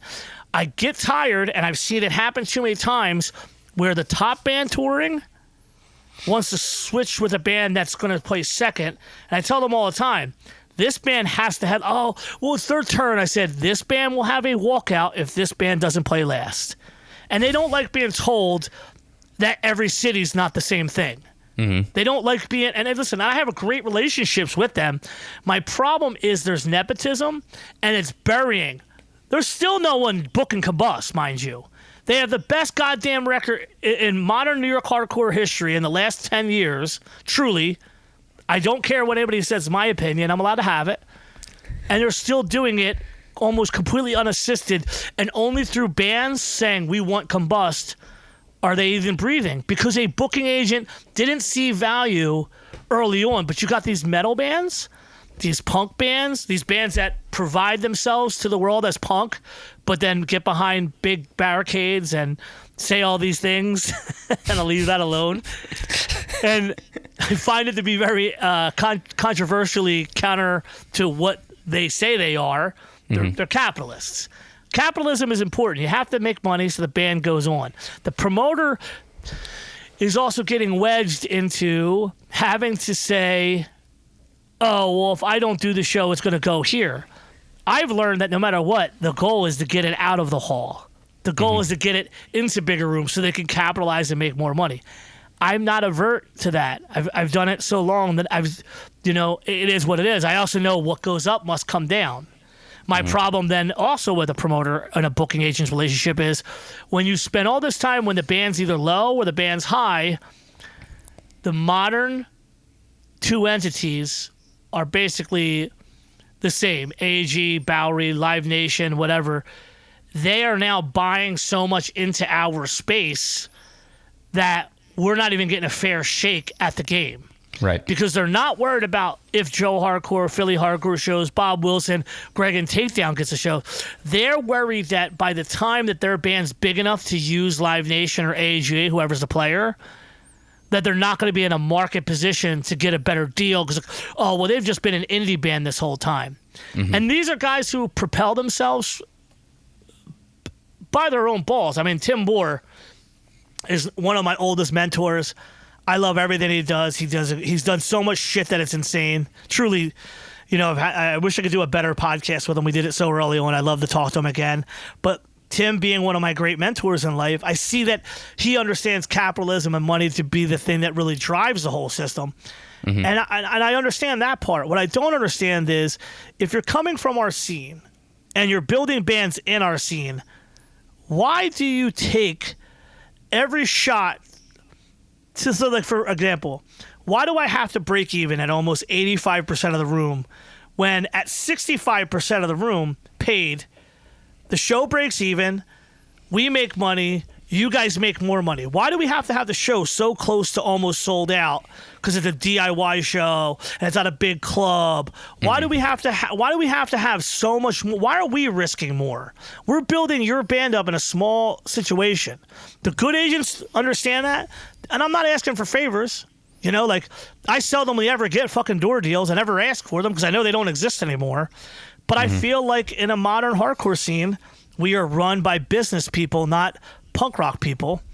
And there's a balance. If you're a good punk rock person, Ron Martinez is the greatest example. The dude saw Minor Threat.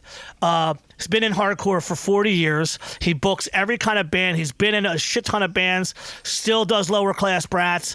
Sang for Final Conflict. Like, you can't say that man's not full punk rock. He also, in the 2000s, made Throwdown and 18 Visions a thing nationally by being their agent. And here he is still booking Cox Bar, still doing this. And even he sees the value of not taking so much off the plate that the promoter can barely break even. I'm asking for equity here. Make it fair so we don't have to always be exposed to loss. The money's there on the sheet. If I need, for people saying the percentages, I'll break it down. If you have a 500-person room, why do you need almost 400 people to break even? If the show is 500 people, but if you break even at, let's say, 305, that's still a pretty decent amount of extra money between you can go to the promoter and go to the bands, and they'll still see. One time I'll leave my very good friend out of the equation, who's a booking agent, pushed and pushed and pushed on a small show, 300 cap room. And I said, I'm not doing the show. I don't care. And over $1,500. He's like, are you serious? I said, yeah, like this is just, it's retarded. I said, this is dumb. Like, I'm not doing this. This is like pushing way past in the risk, and I'm not having it. Fine. Like, I'll go through you. I'm like, yeah, because we have the history, and I'll get to that in a second. End of the night, the show did very well, and the band comes up, and we settle, and they're kind of like thinking it's a small room, and they look at me with like, yo, we're into back end. For those who do not know, certain deals, not every deal, but certain deals, a band is guaranteed X, and then there's a split between the promoter and the band's what's left. If the show not only does the business, but it gets into back end, the band gets most of the money that's left over as extra money.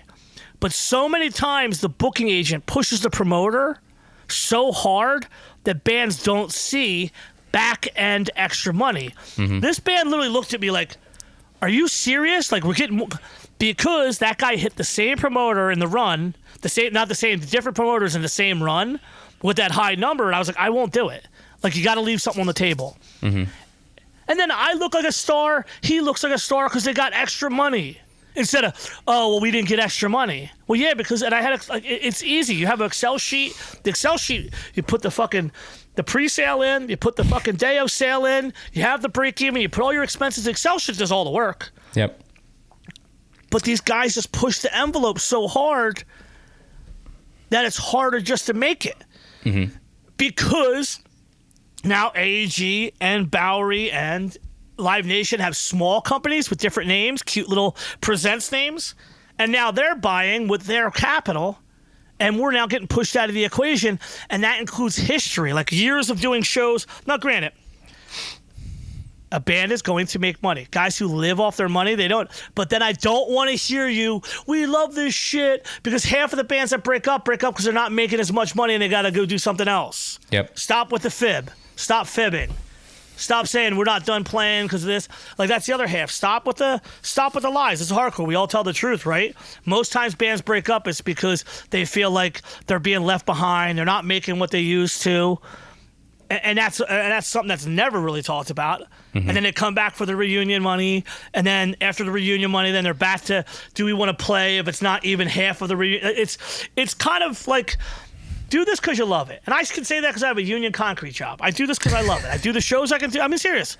I have fucking, if I hurt myself on this job, on a job site, I wouldn't need any money. I'll get paid enough to live until my foot's better. Like, I don't have that right now. And God willing, I don't have surgery, but it's not looking great, man. Damn. So, like, I have a job that I pay my bills with. Every time I make money in the shows, we end up losing on it. Like, you make this money, goes right back out. It's the water wheel. But that's what promoters are supposed to do. We're supposed to be the water pushing that wheel. The wheel spins the grist mill. The flour comes out. But we shouldn't need to have almost the whole fucking river to make a little bit of fucking flour. We got to be able to spin all the time.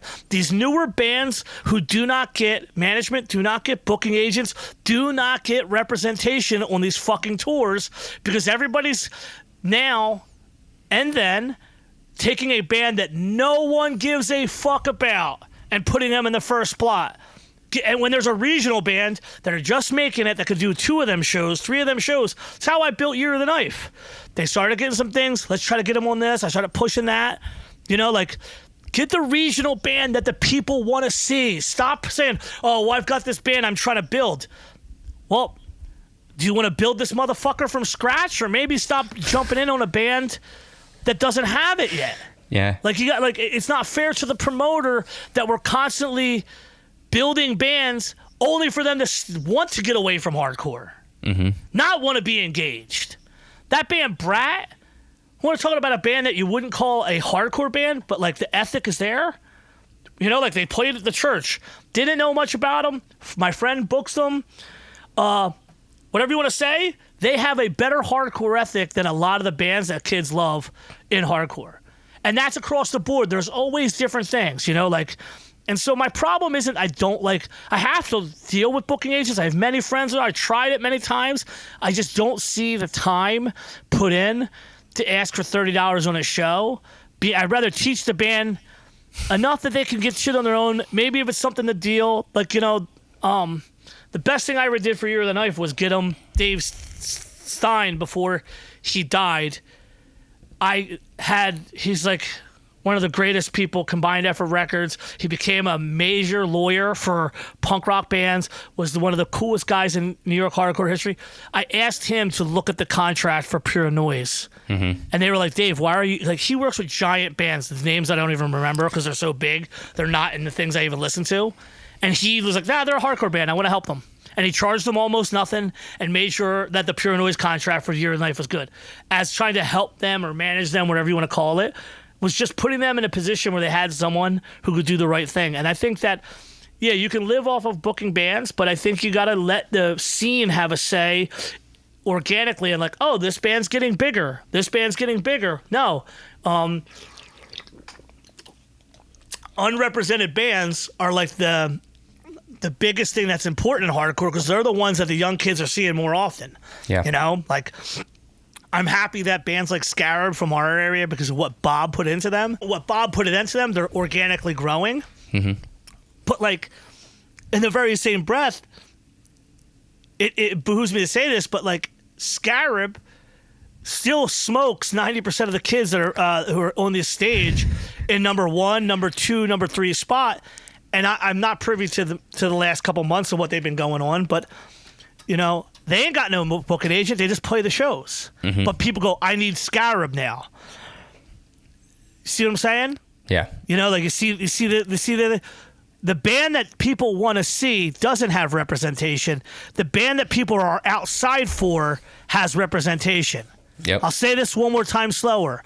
The band that people want to see does not have representation because they are represented by the actual will and interest of the general public who enjoy the band and the scene. The bands that play first and second, unless they are the local newer band coming up, do not represent the local scene 90% of the time, do not represent the individual interest of the local area, yet they are often paid more because they are represented by somebody. All I want is a little bit more equity. I want the ability to say, why can't, like, Madball was great. They came with no bands. Like, hey, we got Bayway. And now we have a whole show around Madball and Bayway. It used to be better when there was 1 or 2 bands and you got to bill around. Remember, I've been booking shows since I was 15 years old. Right. But not in the Joe Hardcore capacity. Like, we all put bands on shows. So I had a pretty good idea before I even booked my first show as Joe Hardcore Presents. As, oh yeah, this band would be better playing over here. And actually people like this band because I was involved. But when you tell the people with the blah, blah, blah, booking or industry or whatever the names are, well, we're really trying to build this band up. Cool, do it somewhere else. Or let's do a show that's smaller. I'm just pushing back. I'm an old man. I've always been like this. And you know, it caused me to not have a career. But you know what's cool? I get up at 3 a.m. I have coffee. I drive into work. When I'm done that day, I never have to do that day again because that concrete's hard. That job's done, and I'm going to do something almost exactly like it the next day, but 25 feet that way, 100 feet that way, maybe a different job site. That job is done. And I get to have my money, and I get to do the things I want to do, like drive home and talk about hardcore to booking agents and to promoters and to bands. And I have both because my day starts early. So I have both. But I'd like to see more equity. I think that the people that are now involved are too focused on building without including other people. And in a world where everyone talks about equity and inclusion, I feel like the real bullshit is seeing bands that nobody knows get just shoved up. And, whether it's, this is a side band of a guy who plays in a big band. Well, cool. They've already got a big band. Let's get this band going. Right. But fandom and the potential to draw, then these bands who already have a band now have a set. It's like, that shit bothers me too. Now, sometimes it's dope. Like Madball was the greatest example. It was like Rogers Brothers Band with Stigma. And look what it became. But, I think there's so much nepotism and friend favors that it really is not as fair as it used to be, and the promoter doesn't have a say. Damn, sorry. Thank you for letting me go off on that. I don't dislike booking agents. I dislike the modern business presses. I understand that. I work for a promoter in Montreal, and so I've seen some of it like here and there where I'm like, who the fuck even is this band? And that's the whole point. And you just get shoved on it. On it. But yeah, Joe, thank you so much for hanging out. This has been like a really great time. Did I derail this completely? Like 80% of derail? It doesn't matter. This is your time. Right. This is your time. I just got one last question for you before we log off. What's your favorite city for beans and breakdowns? Not my city, right? You can do it. I mean, like what's like? I don't like New York City. Yeah, you don't have to. I'm just letting you know. I can't like I go to New York City, I have no idea where I'm at. Ever. Like I'm in an island of buildings and a fruit stand in every corner, and what the fuck is going on here? It terrifies me, in fact. For living in Philadelphia, my goal is to retire in Eastern Kentucky.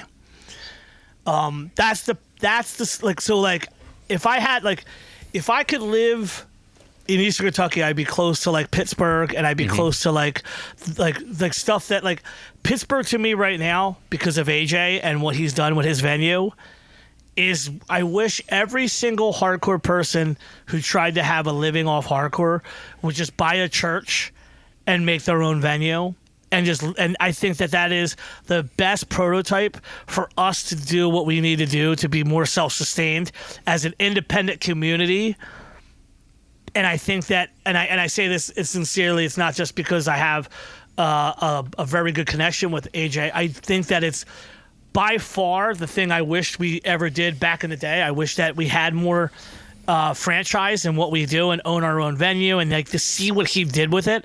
And then the combination is he books fantastic shows. So I would say the high watermark for me is a guy who's able to bring the true franchise. Like he controls not Pittsburgh, but he controls the destiny of what's in his hands. We have to ask permission to rent halls. We've got to spend so many emails. Oh, is this available? Oh, what about this show? And then you're going back and forth. Having your own destiny in your hands is good and bad, right? Yeah. So I think in the Beans and Breakdown, I've had great coffee there, truly great coffee. We walked several blocks. The shit was fire. Woo, it was good. And I just think that hardcore people, we've got distros down years ago. Now that's gone. We've had record labels forever. God bless all the dudes who start businesses like coffee shops and all that stuff. My buddy Joey had a great one called River Wards, and then he sold it because they're going to rip up the whole street. It was amazing coffee, very good. Philadelphia has an amazing La Colombe coffee. It's like one of my favorites. I hate coffee culture, but I do like going into the big La Colombe. I don't like the people at all. Like, I only like my people. Yeah. I really only like my people. It's really the problem is. And so like I don't really like I don't like their dogs. I don't like that, but I love the coffee. So I like La Colombe. If AJ could get La Colombe, would probably be the only thing better to make his church better. AJ, get La Colombe. All you gotta do is get the little shop in the front, in the little side. Most churches have it anyway. Yeah, he should. I mean, he should have it. Yeah, just get it. Thank you for thinking about me. I'm sorry that I'm erratic and I bounce all over. My brain just goes that way. It's all good. I'm very stoked to see how this year's iteration of This Is Hardcore turns out. I hope people show. Number one, I hope people show up. It's very important. Please show up. We don't have a digitalized version right now. We don't have like an Ethernet. What's that, AI life or whatever that is? The metaverse or whatever. Yeah, we don't have it on metaverse yet. Maybe in the future we will have metaverse. This is hardcore, and the bands will play for free because I don't know how you charge someone in the metaverse. But I hope that people come. I hope that people come not only because that's why I do this. I feel not like a rebel. I feel like this only move I had was to go back to what I thought was easy for me to do. Mm-hmm. Like it's kind of like if no one on the team can hit a home run, we got to bring the outside fence in some. So it's like, all right, this should at least I should at least get a double on this one. Like this, and for all the years I need it mentally because it really does. The ego is there. Mm-hmm. So it isn't an ego crush, but there's a disappointment when everything on paper is a well laid out plan and it just has come to fruition. Mm-hmm. So this is a really great way that I could show the world, well, this hardcore doesn't always have to be this. We weren't always that. Mm-hmm. So this will be the smallest hardcore we've ever done.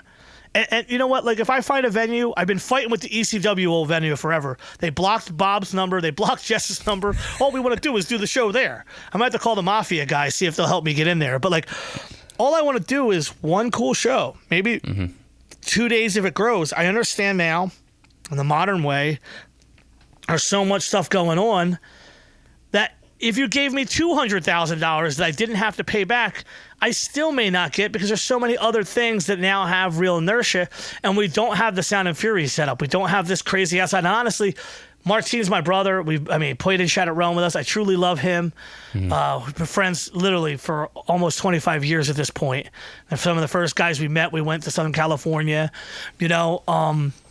Punishment, played with some Hurricanarama Wild shows at the Showcase Theater. Love them fucking guys. But what works in California may not work in Philadelphia. Right. So I just got to kind of my iteration of what works. And, we have a very good, very busy scene. So, again, that extra money that was on the back of it definitely fucked up. I thought we had a good show on paper, but maybe just because there was so much of things that already was happening, it just was too much. And so instead of over obsessing about it, it's like, well, how do we do something that just keeps us in the game, like a placeholder? Right. And hopefully people come. The cool thing about the vibe is there's absolutely re-entry all fucking day. Truly. The shows don't start till 5 p.m. The whole show's going to be over by 11, but then we have DJs. If you're like, what do you want to do afterwards? We're going to be hanging out and listening to funny music and laughing with our friends. And it's 2 days, so it's not as hard on your body. Mm-hmm. You can leave, go get food, come back all fucking day. The bigger you get, the more stuff comes into play financially. And we have to find the venue and the site for This Is Hardcore where fiscally and organized, like as far as parking goes. Like Bob's Youth of Today show was in the venue that we've done shows at. And it's coming up in July. Like, that's probably the bigger show. I think it's going to even be bigger than what This Is Hardcore. Like if it sells out, it's going to be pretty solid. Mm-hmm. But I think that we have good venues, but they may not work for people out of town to have to park 7 blocks away and shit like that. Right. But it's hard. We're a big city, so there's not even the parking lot that's across from Underground Arts is like halfway not there anymore. Mm-hmm. So we have to find a new venue. We have to find the same kind of formula of what we've done, but a new way to do it. And so this is a year we're going to at least do it, or maybe we just do 1 day of 20 years of. But I don't want it to go away because I like doing it. And then I'd have to re-examine my entire life of like, what do I do in the summer? I mean, I used to actually, going back to the sword fighting thing before we go away, I used to look ahead and see what weekends our war was. Because we'd have the war when we go away. Sometimes I would the biggest mistake I made was the first 2012 This Is Hardcore, the big one. I went to war and then came home. So I didn't look at when you look at paper, like online stuff all the time, I had everything in my brain. Then I go on war, I come back all medievaled up, and I've got 2 days, and I'm like, what about this? What about that? Like I totally forgot. So I'm like, oh. I can only make This Hardcore before the war. So then I started going to the war after the fest. Like, all right, the fest is over. But then I'd be out in medieval clothes arguing with somebody on the phone. Like, what do you mean you didn't get your check, motherfucker? Like, I can't really talk. Shit like that. So I'm going to find a balance. Yeah. Well, Yo, what's the name of your band? Bruiserweight. Oh, okay. I've seen that actually on the internet. Yeah, we're well, hang on. I'll let me do I'll do a sign off right quick. Sorry. Joe, thanks so much for hanging out.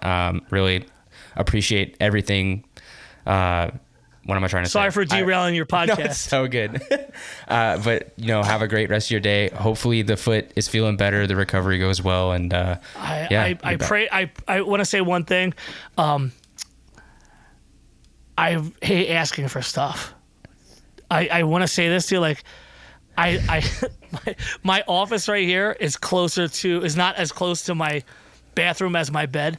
I've been crawling to the bathroom like an invalid, and I have a 5-foot girlfriend who has to bathe me. I am really in a moral situation of like, I feel like an 85-year-old man because I can't put weight on this foot. Damn. I never would have asked for a dime if I got hurt at work. I got hurt in November with the right foot at work. From November till mid-April, I couldn't work. I go back to work. Life is good. I come home from this amazing trip with Desolated, and I can't put weight on my foot. She was worried it was a blood clot. Turns out it was an Achilles tendonitis situation in my left foot because they believed all the walking around, I was overcompensating with my left foot from the foot that was previously injured. Right. So Wednesday night, we go to my friend's flat because we're going to fly out the next day out of London, and we stayed at her house. The morning of, I couldn't even put a lot of weight on it to get to the car. By the time we got off the airport, out of the airplane, Jess had to push me through TSA in New Jersey in a wheelchair. If it got hurt at work, there would never been a GoFundMe. No one would ever even know I would hurt. I literally wouldn't post it. Only my real friends would know, oh, Joe got hurt. Same way like when I got hurt the first time. I am blessed for all these people that I'm friends with and people that just love what I've done for all these years. I don't take it for granted. I don't even believe I said this elsewhere. One of my favorite movies is It's a Wonderful Life. I don't know if you've ever seen it. Yeah. And I had that moment, and it literally weakened me to understand. I know, crew guy, he's an asshole on stage. He says crazy shit. He throws people. Listen, man, hardcore has been at this point, I can truly say this. Hardcore has given me everything in my life. Everything in my life came from hardcore. Every opportunity of growth, every moment to leave my people only go up the mountains and down the shore. Hardcore has given me everything, and this one saved us because I don't make enough money. If I don't make enough money, if it's not a work injury to even survive, like it would take like 3.5 payments of unemployment to pay my rent. Mm-hmm. Like that's the biggest worry. Is like it's not like, dude, I got hurt, I need money. It's like, we can't pay bills if I don't have money coming in, and the money that you get from unemployment and such would not cover our bills. And so as a man who's confidently worked in the field and I love working overtime, I'm talking to my guys every day. Oh, what'd you guys pour? Send me a picture, just because I'm like, I want to be back in the game, like I'm not a sit around guy. I lost so much time in November, and I didn't. When you don't know what time you have, so you don't do the best of it. I could have done 100 podcast episodes. My leg hurt. My right foot hurt so bad. It was so weird to be up on it. I was miserable. So just getting back and sitting down and talking to somebody else besides my girlfriend, like you giving me, that's why I can't shut up. It's like, oh, I'm talking to somebody else. This was a lot for me. I really do thank the hardcore community at large and for the people that donated and to understand, like, anyone can come to me and I can try to help you with anything. I've always been that way. Even the torture guys. Actually, in fact, I break balls with the torture ball Mara dudes. I had to fix and help them get their gear out of the trailer when they came to the Philadelphia show, was breaking their balls.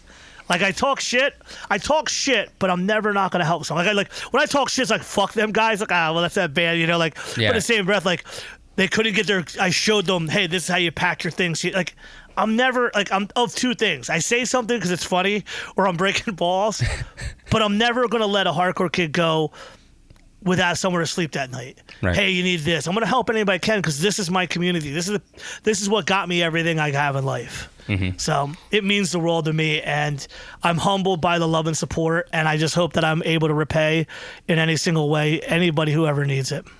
I really hope the recovery goes well and you're back on your feet soon. Praying for no surgery. Yo, you know what? There should be a GoFundMe to get me to Canada. No, it would take $14,000. No, I'll never go to Canada. Unless I can go to Markland or where or where the first settlers came from, the 10th century, I would go there. Like in Labrador. Yeah, I would go there. Like I've always wanted to go there. Like that would be interesting. But like, yeah, Canada is just colder America with people that speak weird and they sit next to you at McDonald's. I go to this McDonald's in Toronto and I sit down and it's a seat, me in the corner and then another seat, and this French Canadian family sits and boxes me in. So I'm staring across a 5-year-old boy, a woman, and a man next to me. So then he's like, bon appetit. And I know what that means. And then I got done. I said, excusez-moi, monsieur, in the worst way possible. And I got That out. wasn't that bad. No, yeah, so literally, I can survive if I'm trapped in a McDonald's with a French Canadian. Well, Joe, we'll log off. I appreciate your time. Thank you so much.